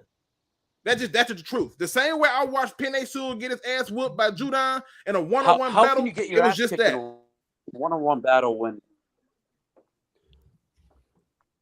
I'm sorry. What you say? I didn't hear you. Luke, you're good. Luke. Will Harris is a impact player. Rumble, Gunner, Micro. No, I'm with you guys. Impact players on the defense is. Look, I'm with you, Luke. Luke, I'm with you. I've been saying it since the season started, man. We got a bunch of glorified second stringers. We have no leadership. I'm tired of hearing Brockers as this leadership guy. You lead by example. You lead by fucking example. You have to go in there. You have to rough the quarterback up. We have no identity on defense. In several games, I have seen where that's the GM's and that's the GM's fault, who's drafted 10 of his 15 players on the defensive side of the ball. And I have coaching that has cost us 3 games this year. And if you go back to last year, 5. So I'm confused now because there wasn't a talent against Philly. It wasn't talent against Washington. We have Alex Anzalone, okay? This guy is an impact player on defense. Next to him, we. No. You Like, know for you're instance, fucked up when your best the player's a play- white dude on defense. Yeah, the play against Minnesota. I'm not even trying to be funny. I don't even think Malcolm Rodriguez, if you put him on any of them other 31 teams, I don't think he starts. He's not a starter. He's not. That's No, what we're saying right now. Again, we have no the starter. point that you guys are making, I wish I could disagree with. I can't disagree, though. You're right. The defense, not the most talented. But that is not the core problem on this team. When I'm But we're not it's year saying that it's a two. whole But look, problem. to be fair, you can say we should be 2 wins at least. We should. How has the Bears got more wins than the Lions? Come on, man. We are a better team talent-wise than the Bears. I look at the Chicago Bears and I look at my asshole. I mean, literally, we've got to be able to beat. Have a better record than them. Patricia had a way better roster. Patricia had a way better roster. He had a way better roster. The defense is already formed. Yep. And he was an ass coach. Right. Yes, Arthur. But he had way better players. Guys, I really want us to take a step back because it's too much Lions right now. Go look at the Falcons. Go look at the draft picks they've made on defense, on offense, the Kyle Pitts moves, Arthur Smith. Go look at that roster and tell me the Lions are not as good, if not much better, than that roster. Arthur Smith, somehow, some fucking way, 9-13 with a quote rebuilding franchise. You go to Brian Dable. The Giants were a rebuilding project hire. But the problem is this: 5 games. Fuck it. I'm gonna figure this shit out. And their defense is ninth, though. Their defense is ninth. Yeah, but the defense isn't nice. No, guys. Holy shit. Yes, it Adoree is. Jackson hasn't played. Okay. Here's been injured. Hold on about the Giants. Does anybody think that the Lions should be picking at 4 right now? Clearly, there's some fucking problems. Let's be honest here. There's no defending. There's no defending Brad Holmes, Dan Campbell, any of this bullshit. We suck, man. And right now, I can blame Dan Campbell. Like I said, I blamed him earlier. Hell yeah, we can. I think he's relying too much on analytics. I'm tired of the number of people. They're killing me. There's no analytic board that says on 4th and 9, hey, dipshit, we're calling down on the field. Hey, motherfucker, we're going to go for this right now. No, there's no analytic book 4th and 29, man. It doesn't exist. And the analytics would have told you to either go for it in Minnesota or punt and play the game on the clock. It would have been 105 left. Make Kirk Cousins beat you. And you couldn't even do that. Again, as much as we want to talk about talent and it's a rebuild and it's this and it's that, what I have is a 22-game sample size of this coach not biting kneecaps, but taking a 12-gauge shotgun and shooting his own kneecaps off. That's the reality. He does do it. Now, he does. But he has to have a. He does shoot himself, man. Let's admit it. He does do stupid shit. Listen, it's what he does. Look, I love the animal. Every coach. I think the Danimal. I think the Danimal is awesome. But we are the Lions. We cannot shoot ourselves in the foot intentionally, taking a shotgun, going for it on 4th down, every 4th down. It's 4th and 29. Let's go, man. We're going to get him, man. We got to stop that shit, man. Knock it the hell off. I get it, right? But I can make that same argument for Andy Reid, who goes for 2, and I'm like, bro, you just take the damn he's Andy Reid. He's Andy Reid. I would suck Andy Reid's dick to have him here. Are you kidding me? Wait a minute. Adam. Dog, I'm not doing that, bro. Adam. Hey. Right, Adam. Yeah, shit, Adam. Man. I appreciate you, man, dog. Well, my man. I'm out here, Adam, what I'm trying to make to you is, Adam, even the good coaches make dumb decisions. So the dumb decisions I get. But all I'm trying to point out to you is this. Look, you got everybody going, damn, Adam, really? But let me get my man Will in here. I know he want to say something. Will, can you hear me? Yes, sir. What's up? All right. Will, I know Will finna come with a point. I'm probably gonna shoot this shit that I haven't. I know it because it's gonna be all based on analytics. But go ahead, sir. No. Ain't nothing on analytics. You said there was one of the big points you were talking about is defenses making an impact without impact players. I agree that we do not have defense making impact without impact players. Defense and the correlation with impact players. You say we do not have an impact player. I said we don't have any impact players. Yeah, people that other teams have to come in and game plan for. That's just fact. Yeah. Cool. Do the Houston Texans do? Yeah. They have Lovie Smith. Yeah. Yeah. No. What player? You on just I the- would made say the Derek point. Stingley. He's played better than Jeff Okuda has his entire life. You're right. Yeah. What are we getting at here? So Derek Stingley, a rookie, coming out of nowhere. He is already a game plan threat. That's what you're telling me. No, I'm saying he has more impact than what we have on our team. He's having an impact for his team. So what if I told you that only 3 rushes a game right now are they going towards Aiden Hutchinson? I don't care. Anybody who thinks A. Hutch don't need to be better Wait. is No, full of shit. no. You just completely strawman the fuck out of what I just said. I did not say anything about him not needing to be better. William, I said in the run. I have no idea. What are you talking about, bro? Like, bro, I listen, said hold on. in the run So, game. with Aiden Will, Hutchinson. hold on, Will. First, you come on and you ask, do they Bye, have man. players? Bye, man. Right? Dog, you just actively strawman me. Like, you just What? did not What are you hear what I talking? said. They have Jalen Petrie, who's having impact for their team. Bro? I can go down the list. Rodriguez is having impact for our team if we want to make it that argument. What the hell is going on, man? Wait. You can't just say, oh, Jalen Petrie is making an What impact. the There hell? are millions of motherfuckers. Rodriguez is making an impact more than Jalen Petrie. Like, what? That's just a bad argument. in my I mind. have no idea what's going on, man. This thing went crazy. Like, look. He's If saying you're nobody's talking running about the people Aiden who Hutchinson change- side. People who game plan, who change a game plan offensively, Aiden Hutchinson is physically forcing people to go away from him in the run game. Only 3 runs a game go towards Aiden Hutchinson. Okay, so you're saying that to say what? That he is having an impact. Okay, so you say that to say that, but I say that to say this. Did we bring Aiden Hutchinson in just to be the run stopper, or was he supposed to help with the pass rush that was like dead-ass trash last season? Why are you going away from the point? So we're just going to skip over that part. Perfect, No. got it. Let's go to the next part. No. Let's go to the next part. I don't even know what the point is. Listen, then let's go to the next part. Then on top of that, while we're talking about it, when you're going one-on-one, mano, and really quick, shout out to Adam for coming through and indulging us a little bit. Appreciate you, brother. But really quick, one-on-one, he was winning 10% of his battles. Is that good or bad, in your opinion? 10%. The only time I've ever seen that stat with the 10% is included in the chart that shows double teams. That's an overall stat. Like, he's winning 10% while getting double teamed over a third of his rushes. What about the time he's getting washed down the line? What about the time he's not containing edge?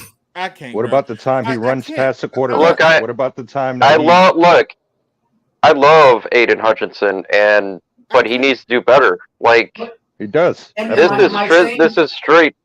I absolutely. Guys, you are listening to the words I'm saying, not the.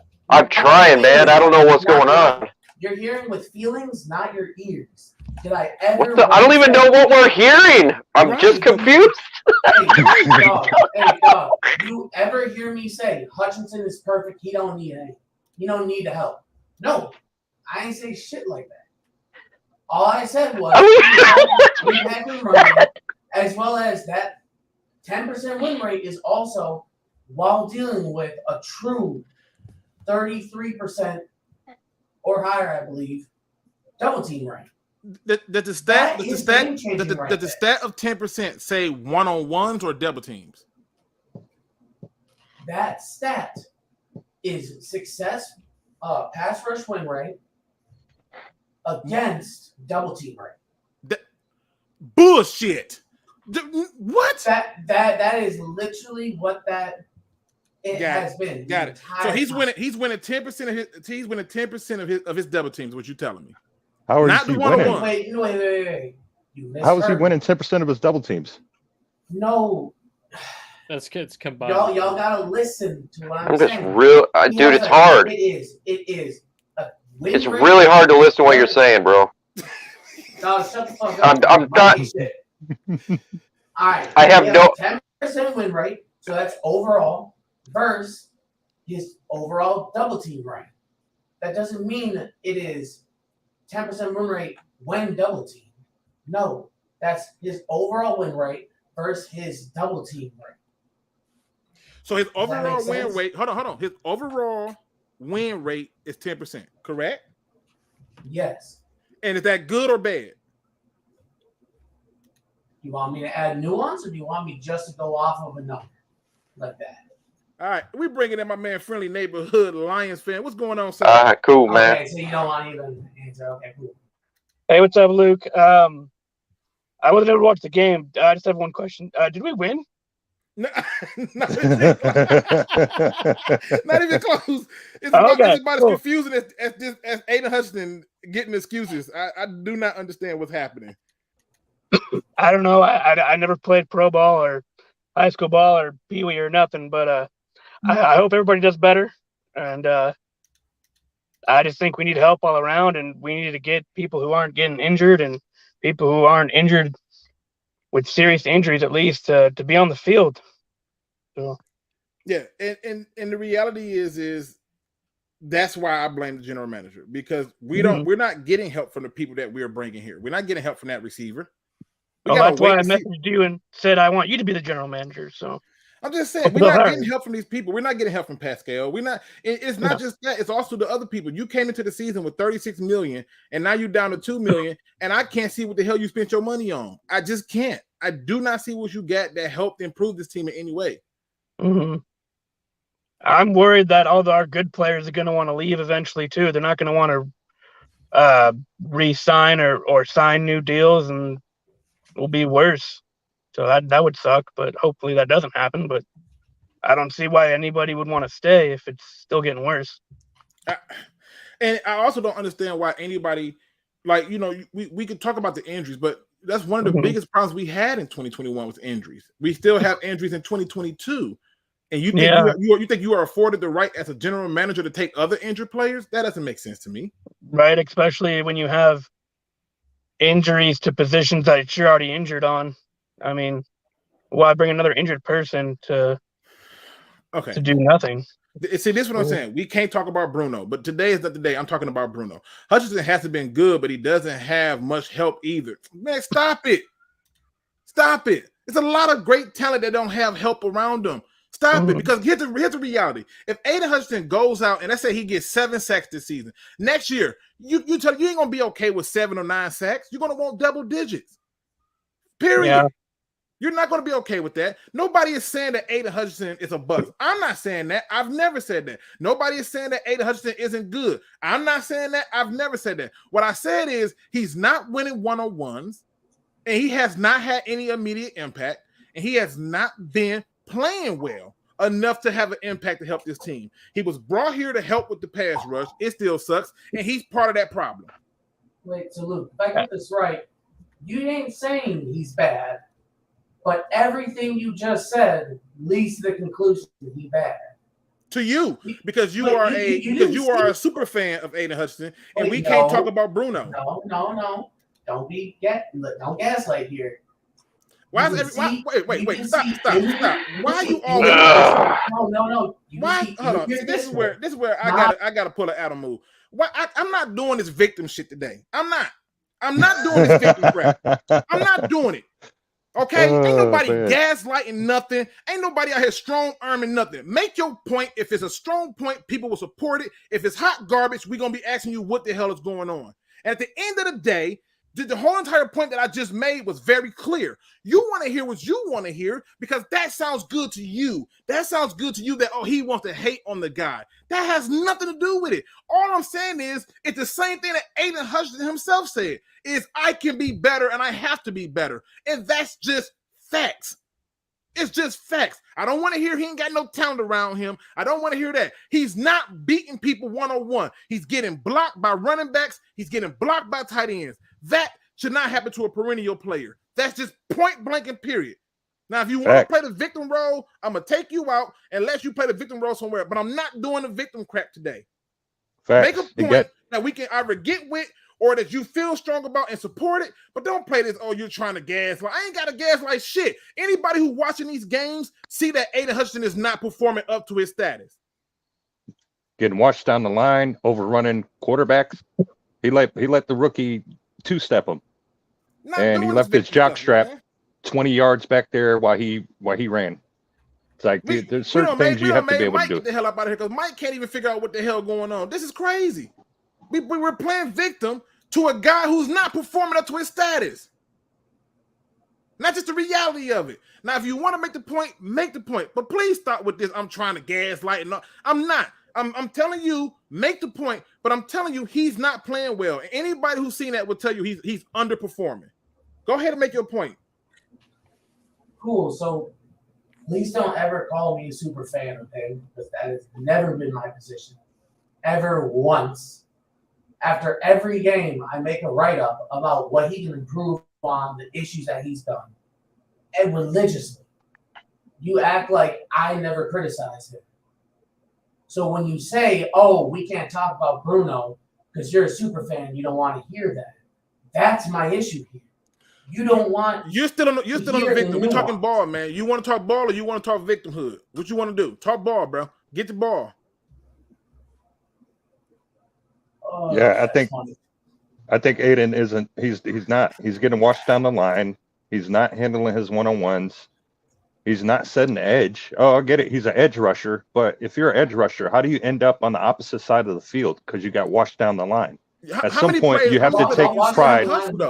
He's not even doing the thing that he would say he's going to do with the high motor. He's not even doing that. And all I'm saying is this: he just needs to be better. We expect more. You should desire more. You should require more. And all I'm saying is this: I understand the 2-point stand. I think that's a very good point that you make, Foot Clan, about the 2-point stands. I get all that, but guess what? He played 2-point stands at Michigan.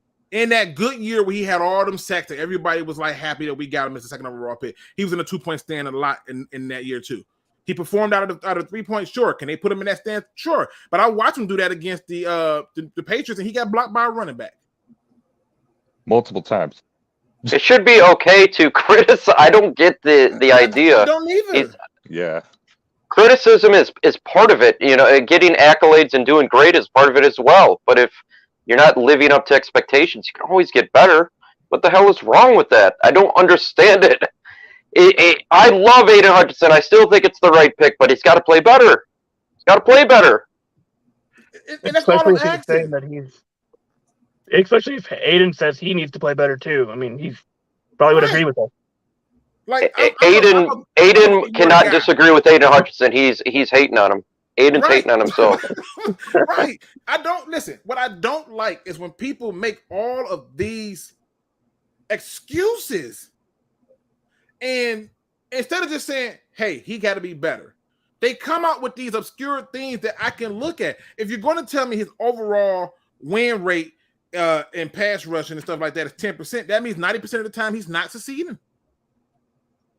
And when I have somebody tell me that's not how the math works. Well, wait a minute. You're doing it based on 100%. So if he's got it 10%, or let's say we flip it around. If a quarterback completes 10% of his passes, doesn't that mean he missed 90% of them? I don't know how else to make it. But this week, we talking about Bruno around here. Bruno get talked about. He's not living up to the status. I'm watching Devin Lloyd ball. I'm watching George Karlaftis have impact, and I know who he's playing next to. Miss me with all that. He's winning his one-on-one. Daryl makes a great comment. He says, I wonder if Kayvon was here, would fans protect him like they do Aiden Hutchinson? No, they wouldn't. They'd be attacking Kayvon Thibodeau times 5. Let's be honest. Let's 100% be honest about that. I'm an Oregon Duck fan. I'm not a Michigan fan, and I wanted Aiden Hutchinson, and I'm still glad we took Aiden Hutchinson but over Kayvon Thibodeau. But Kayvon would be getting a hell of a lot of grief if this was occurring. Yep. He would be getting drugged through the mud. I just don't want to do that. To me, I think you could put blame around people. I'm just saying if I had a pie chart and I put a percentage here, a percentage there, a large chunk of my pie is going to the defense. Then another large chunk is going to go to the defensive core. I mean, a large chunk of it is going to go to the defense and acquisition of what they're doing. And then I'm going to look at the general manager first and foremost because he's bringing these people in. Then I'm going to go to defense. Then I'm going to go Aaron Glenn because Aaron Glenn's responsible for the defense. Then I just keep working my way on down. But at the end of the day, I got to put that pie in a certain way to say that, look, this is where I see this coming in at because you already knew this team was hurt in the first place and you brought more hurt people here. Yeah. I think I'm with you, Luke. 100%, and there's no gaslighting or anything. It's just we don't have the talent. A lot of these guys are second string, if not third stringers. There's no bona fide starters on this defense. There's just nobody who can. I have yet to see Okudah make a pick. There's several rookies who have a lot of picks already, and this is their first year.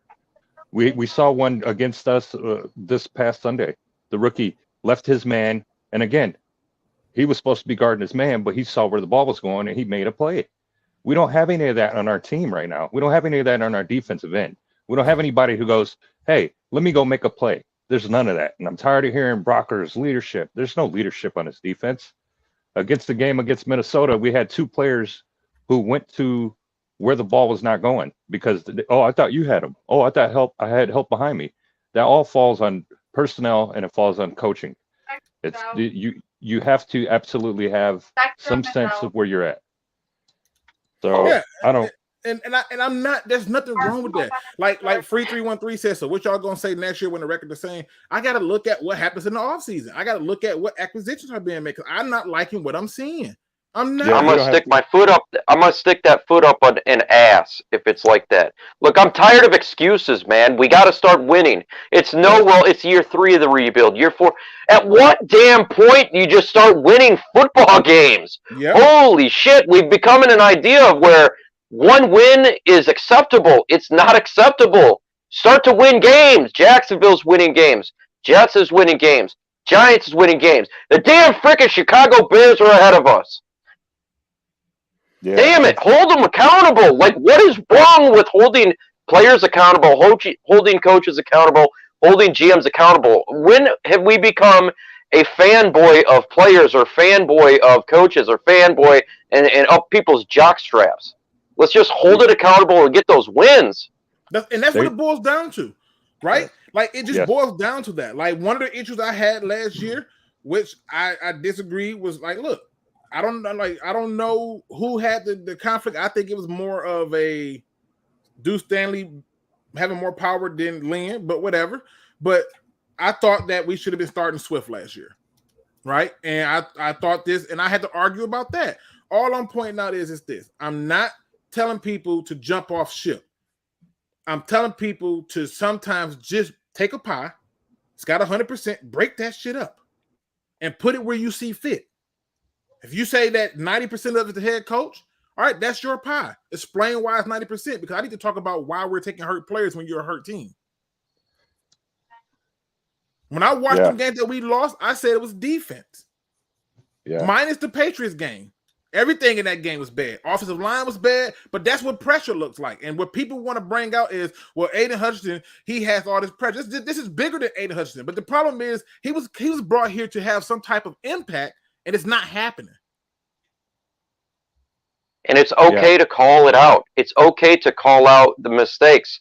It needs to be called out. You don't think these players aren't calling themselves out? You don't think they say, God dang it, like this is bad, but I'm doing this. I guarantee you Aiden Hutchinson is pissed at himself. That's what professionals do.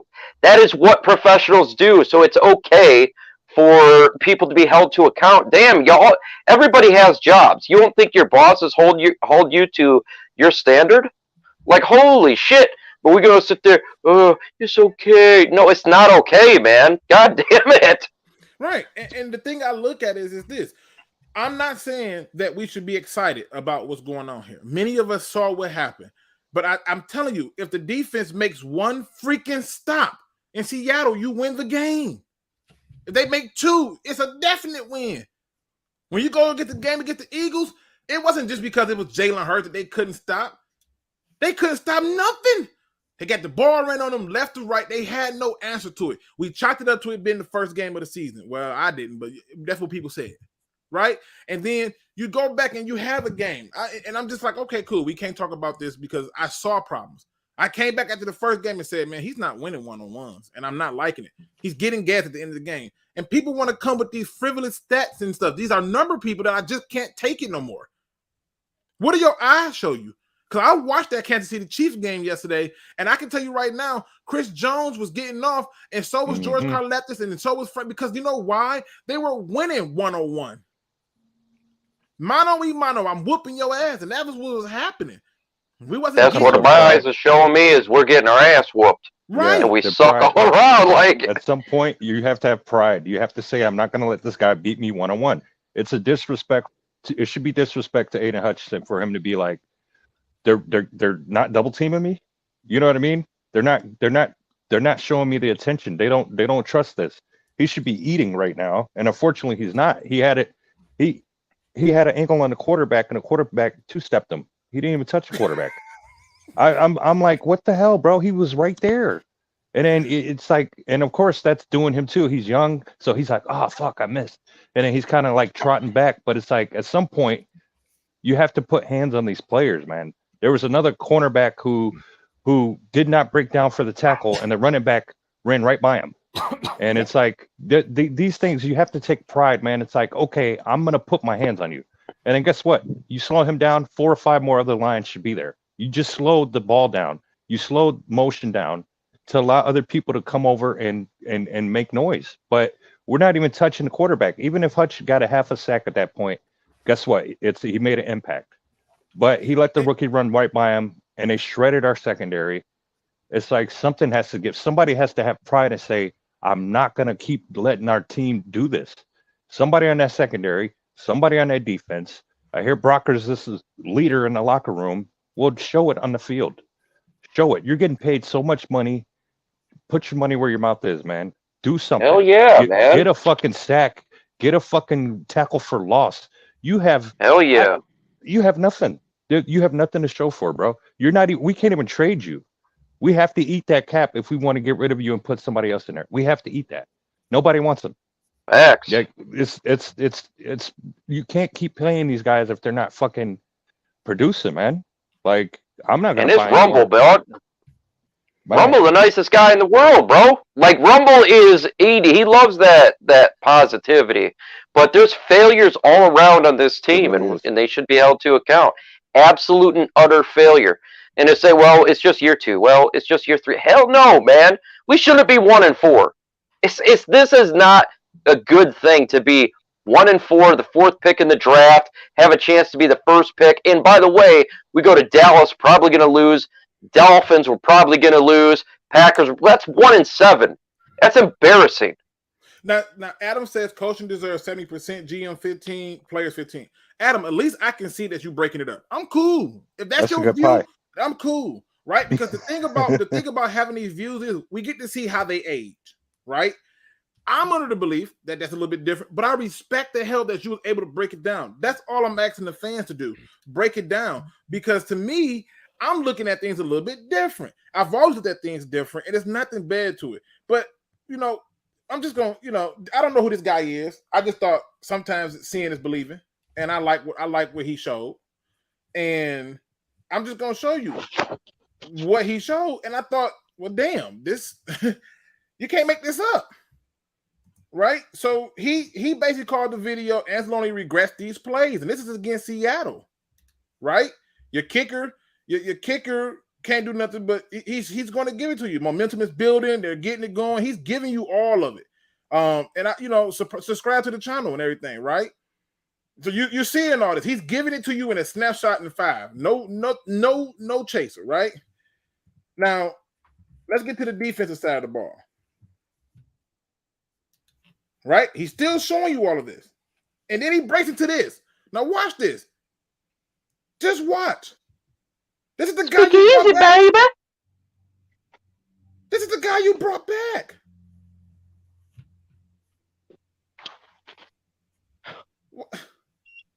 Man, I want to speak easy on that D, dog. And listen, right here. Shame on somebody else got him. Shame on Geno Smith for not seeing this. Look at that. Bro's looking right at him. There's a lot of mistakes going around, man. We could sit there and we could talk for hours of how much of a shit show that's going on here with the Detroit Lions. I'm tired of the excuses. I just want to. The only stat I give a shit about is W's and L's, and I want to see some damn W's. I'm tired of seeing L's, dog. He pulled a Jamie Collins. Did you see this though? Not blocking his own teammate like Jamie Took Collins. Rodriguez out of the play and then whiffed on a tackle. Wait, let's go back. Y'all missing so much in this one moment. And Bugs got pushed on his ass. Look at this shit. Poor Isaiah Bugs. He got put on his ass. Look at this.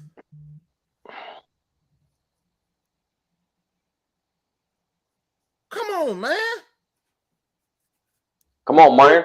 He knocked his own. Man. That's one of the leaders. That's what got Jamie. Who's this down here? We can't talk about Bruno though. That's what got That's Jamie our leader. Collins cut. That's what got Jamie. That's Collins our leader cut. on defense. We can't Why? talk about Bruno on his knees. Yeah. Oh, I don't like seeing people on their knees, though. Man, collectively. Depends on who it is. That's a good point. He got dog piled. Hey, man, if it look, man, you just gonna stop right there. I'm gonna leave it alone. But I'm just pointing it out, people, that we can talk about a lot of things. I'm just telling you, we're keeping people that should not be here. That's all I'm saying. That's facts. I don't know why we re-signed him. That's what got Jamie Collins cut last year. That exact same thing. Remember week 2 last year, he blocked John Pennicini. And why do we keep picking up these practice squad players, man? These are all practice squad players, man. All these guys we re-signed, practice squad players. I'm sorry, man. Why waste because he had a good year? No, I need 3 good years, and then I can break the bag open for you. We have players on here who we're going to be forced to re-sign this upcoming season if we don't trade them. And it's like, wait, what? You want us to pay you for what exactly? We drafted you, and you haven't even played a full season with us yet. Why am I going to want to fucking spend money on you when I could just draft somebody to take your place? Because that's what you are at this point. I'm not dumping the bag on Okudah. I don't care. He has no picks.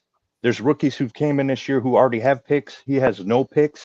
He had one good game. How many turnovers do we got this season as a defense? We have one good, two. exactly. Two. As far as I know, 2 and 4 games, maybe 3. Will, how many turnovers do we have this game? Will, not this game, but this in the season. We have 2 interceptions. We have 2 interceptions. No clue.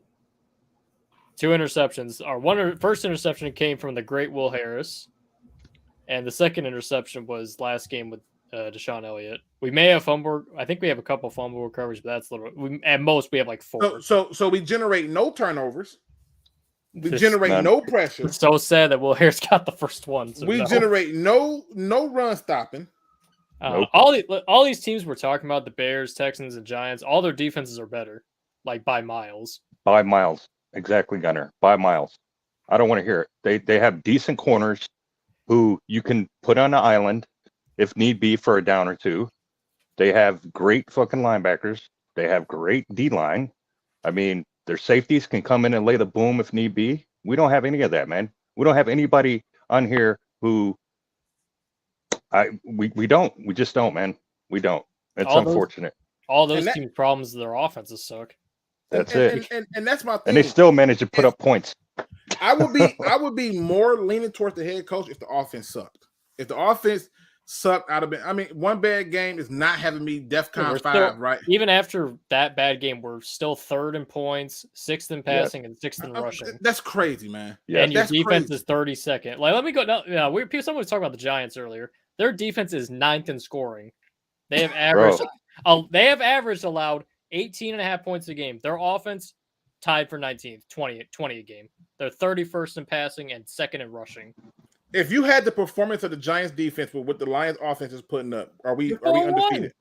No, okay. probably We're 4-1. Bill Belichick will put up points still. But well, we would have beat every other team except the Patriots. I agree with Gunner on that one. We would have beat every other team. The Texans, they're 13th. Yeah. There would have been no running quarterback with the Philly Eagles. There would have been none of that running. There would have been none of that with the QB running. I'm sorry. The Texans' offense averages 17 points a game, but their defense holds teams to 20 points a game. That's why they're losing. Their offense can't fucking score. The Bears, they are dead last in passing yards. But their defense is 15th. I wanted to ask Adam this question, and I hope he's still here listening. I wanted to ask him, like, who was the team in NFL history who had the worst defense, and that team was still winning? Like the absolute 32nd worst defense and points scored, and their team was winning. Because I couldn't find one. Maybe I'm tripping. The only argument I guess was the Eagles in that Super Bowl, but they were good in the regular season and the playoffs, just that one game, but they still managed to get a stop. Yeah, like I said, I'm not trying to be harsh. I'm trying to tell you how to fix it. First things first, we got to stop relying on analytics. Yes. Do away with that shit. And Adam make a point. There's probably no analytics that say do that. But somebody in his analytics department told him like this, and he probably didn't trust it. He probably tried to make up for not going for it in the previous game. That may be all true. That's fine. Yes. Like I get it. But like I said, Andy Reid made a dumbass decision. Just take the field goal, bro. I don't even understand why you went for 2 because the field goal puts the game out of reach anyway, right? Like people make dumb decisions. It happens. He had a Dan Campbell moment. Yep. Right. He had a Dan Campbell moment. But I'm just saying, how do you fix it? I think they have to go back to a 3-4. They have to. You got to go back to a 3-4, and you got to stand up Aiden Hutchinson and Charles Harris. You have to stand them up. The problem is your only 2 inside backers are Anzalone. Well, that's not true because you can bring Jared Davis back, but y'all don't like Jared Davis because he can't cover, right? But I've seen them blitz Alex Anzalone. It ain't pretty, and I've seen them blitz Rodrigo, and it's not that special. So I'm not knocking the guys. I'm just saying. I'm having trouble with what our players are doing. They're just not performing. And we can say it's the coach. That's easy to say it's on the coach and stuff. But a lot of this stuff, I don't think because, we wasn't saying that. We wasn't talking about this. Well, I was. Y'all told me not to, but I still leveraged to it against them when they played Washington. But at the end of the day, I'm not seeing a defense that should have did. I thought that game against Washington was too close. I'm like, there was no way. The defense is giving up big chunk plays. They still giving up chunk plays. And our safeties, for all they're playing good. The guy you took in Elliott hadn't played a full season in how long? I know you know this one, Will. How many full seasons did Elliott play? 1, right? I have actually no clue. I know he's been injured a lot. But again, that's another player that's been injured that they brought in here, and he's hurt again. Hopefully he played this week. I think they took him out for cramps, so nothing. Okay, cool. But I'm just saying. Yeah. I don't actually have an issue taking Deshaun Elliott for $5 million on a 1-year flyer deal when he is good starter quality. It's just he's just injured a lot, so that's why I let him go. So. And again, now I'm not saying Jared Davis is going to save the defense. I'm saying Jared Davis has a particular skill set that can be used out of the 3-4 when blitzing. That's what I'm saying. So if you blitz him, he'd be great at that, right? The same way I think if you move Derek Burns to the outside and blitz him, he'll be great at that. Yeah, you have to. I'm sorry. Go ahead. No, I'm saying they got to change something. Go ahead. They have to. They're not enough with the exotic schemes. You don't have a defense for that. These guys aren't the fastest. Clearly, like you said, Aiden Hutchinson, he can't generate enough leverage from the stance against the pros just yet. It might take another year or 2 for him to build that strength or whatever he needs to. But right now, yeah, stand him up. Stand him up. The guy's fast. He's quick. He can bull rush. Stand him up, man. What have you got to lose at this point? You're already 1-4. Start experimenting and seeing what these guys' strengths and weaknesses are. Stop trying to force them to do something that they're not accustomed to doing just yet. You can't expect the Aiden Hutchinson to sit there and take on somebody who you see he should be able to take a tight end. He's not able to. So put him in a position where he's best. You can use all his tools. And I believe standing him up, what have you got to lose at this point? He's clearly. Go ahead. Yeah, so here's an interesting thing I found. So we like rushing for in cover 1, which is an issue because everybody is man-on-man with somebody, which vacates our underneath zones. The reason Hutchinson can't go free ball and do whatever he wants is because he has to do it a specific way because we have no underneath defenders. That's why I'm a big proponent of running more cover 2, running more soft zones, fire zones, in order to make it so he can rush however he wants. And if that guy scrambles, it's not going to be for 15 yards. It's going to be for a sack because someone can come straight up and fill. You feel me? So I'm hoping we can unlock the scene a little more to enable him to use all of his ability. Because I still think we're hampering him a bit. Because he hasn't even countered inside once with his signature move. My man, just Adrian just came in real quick. I'm gonna give him a minute. Then we go into the final thoughts. Just Adrian, what's going on, brother? What's good, man? What's good? I'm headed to the gym right now, so I'm gonna be quick. You said a minute, right? A minute. All right, say less. I heard what you just said, bro, but it's like Aiden Hutchinson has been given the opportunities, bro. Like it could be cover 0, goddamn cover 6. You feel me? Bro, ain't it? It don't get simpler than that, bro. Like, and part of it's on Aaron Glenn too, because why is he calling the cover 0 with Jeffrey Okudah, the biggest bust I've ever seen, bro? Like, we don't have the corners for that. So it's on the defense, but we can't keep acting like this man, Aiden Hutchinson, ain't a ghost. You feel me? Bro is not there. He's not him. Not him. Listen, I didn't say it. We can't talk about Bruno, so. No, that's crazy to me, bro. Because, like, oh, my God. You know what? I'm done. I ain't even a Michigan fan for real, but, like, you feel me? He was good in college, yes, but he's not him. He's not him, bro. And again, that's not saying that he won't be good. It's not saying he won't be great, but I think expectations will go up if he don't come out the gate hot. They're not going to be forgiven, because if next year coming he has single-digit sack season, and to all the people who keep talking about pressures, miss me with that. Them pressures ain't doing a goddamn thing. These quarterbacks don't care. Right. They like honey badgers. They don't give a shit. They don't care. It's not a sack, so do it really matter at the end of the day? Right.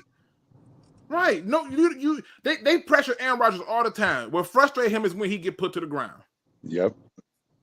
He looks to the ref, and the ref's like, "Bro, you just got sacked, bro. My flag's staying in my pocket." But yeah, I mean, you have to. That's on Aaron Glenn, man. You don't have the personnel for that. What was his name again? I forgot. Brad Holmes? No, the guy that was just speaking. Oh, Adrian, yeah, you don't have the personnel to run all this exotic shit, man. So stop doing that. You have to play to your strengths, man. You have to play to your strengths, like you said, bro. Right, like he said, Okudah's not he's not Revis. He's not somebody who can cover one-on-one. We saw that this past game, where it was like, oh, he fell down. But no, he let fucking Petrie, or whatever the receiver's name was, he let him fucking just own him. And it's like, and he fell. It's like, you just got owned, bro. And they called a penalty on him. So it's like, enough of this, bro. You're a first round draft pick. At some point in time, you should have watched enough film. You have you should know how all these receivers move and operate. You should know what's given to you, what you can do, what you can't do. Why are you still getting all these handsy penalties? That lets me know you're not good. You're getting beat religiously. Okay, I get it. You're still a rookie. You haven't even played a full season. I get all that. But at some point, man, you have to take pride and go, I'm not going to let my man beat me. I don't care if you have a safety over the top of you or not, bro. You're a first round draft pick, and you have not lived up to the hype. You're not the second coming of Darius Slay. You're not the second coming of Daryl Revis. You're not the second coming of anybody, bro. You can't even be Okudah, man. You can't even give me Ohio State Okudah. You ain't giving me none of that, man. Yeah, I'm over. I'm done ranting, man. My bad. Again, people, I got to get out of here. I got to get my kids ready for bed. My wife keeping them up a few more minutes for me, so I got to get them to bed and stuff. But listen, Will, Adrian, Gunner, Rumble, Mike. I see my man Easy in the building. Say he got to cut that clip up on IG or he'll join. Shout out to you, Adam. Thank you, Toon. Everybody who came in here, man. Y'all, I wish that I can let y'all feel how much love I have for all of y'all who was just a distraction for me today. Just for a moment, just for a second, not nothing crazy. Just thank y'all. I really needed it, and I loved all the energy and stuff. Will, I still love you. I it's not personal. It's not. But I needed this. I needed my brain on something else. That's all. And this was perfect. This was perfect. I enjoyed people disagreeing. I needed all of that. So shout out to everyone who's in here. We go through the final thoughts. Since Adrian just got in here, give him the final thoughts you got for the day, sir. I guess final thoughts. The whole Aiden Hutchinson thing. Number one hater. You feel me? If Aiden Hutchinson has no haters, I'm dead. You feel me? But other than that, Aaron Glenn, bro, like, I like the job that he's doing. It just seems like he's calling the wrong plays for the personnel, like he kind of touched on. You feel me? Like, with better talent, defensive coordinator of the year for sure, if that was even an award. But you feel me? Aiden Hutchinson, not the guy. That's all I gotta say, bro. Sick 'em Bears. Will, final thoughts for the show, brother. Yeah, we all got to remember that it's only 5 games into the season, and at most, the rookie class, even last year's class, has played only 20 games. So we got to let our guys have time to develop. That's all I got. Gunner, final thoughts for the people. Defense is 30 seconds, so it can't get any worse. what? That's your final thoughts? That's it. That's the thoughts. Can't get any worse. Rumble, final thoughts for the show, sir. Man, we need somebody on this team to take losing as bad as we do as fans, man. And I think Dan Campbell has aged 20 years in his short tenure here. I don't want the guy to get lionized. So all I'm asking is a collective group effort from everyone in the Detroit Lions establishment, players, coaches, whole 9 yards. You have to right this ship. And if that means letting go some of the people who were here in the previous regime, who got drafted in the previous regime without paying them, so be it. It's time to set an identity on this team, man. If you're not producing, you're gone. So my final thoughts are, again, week 5 into this thing, week 6, we got a bye week. Okay, so after the bye week, you better make sure these guys are ready to fucking play, man, because we cannot continuously sit here and just make excuses, man.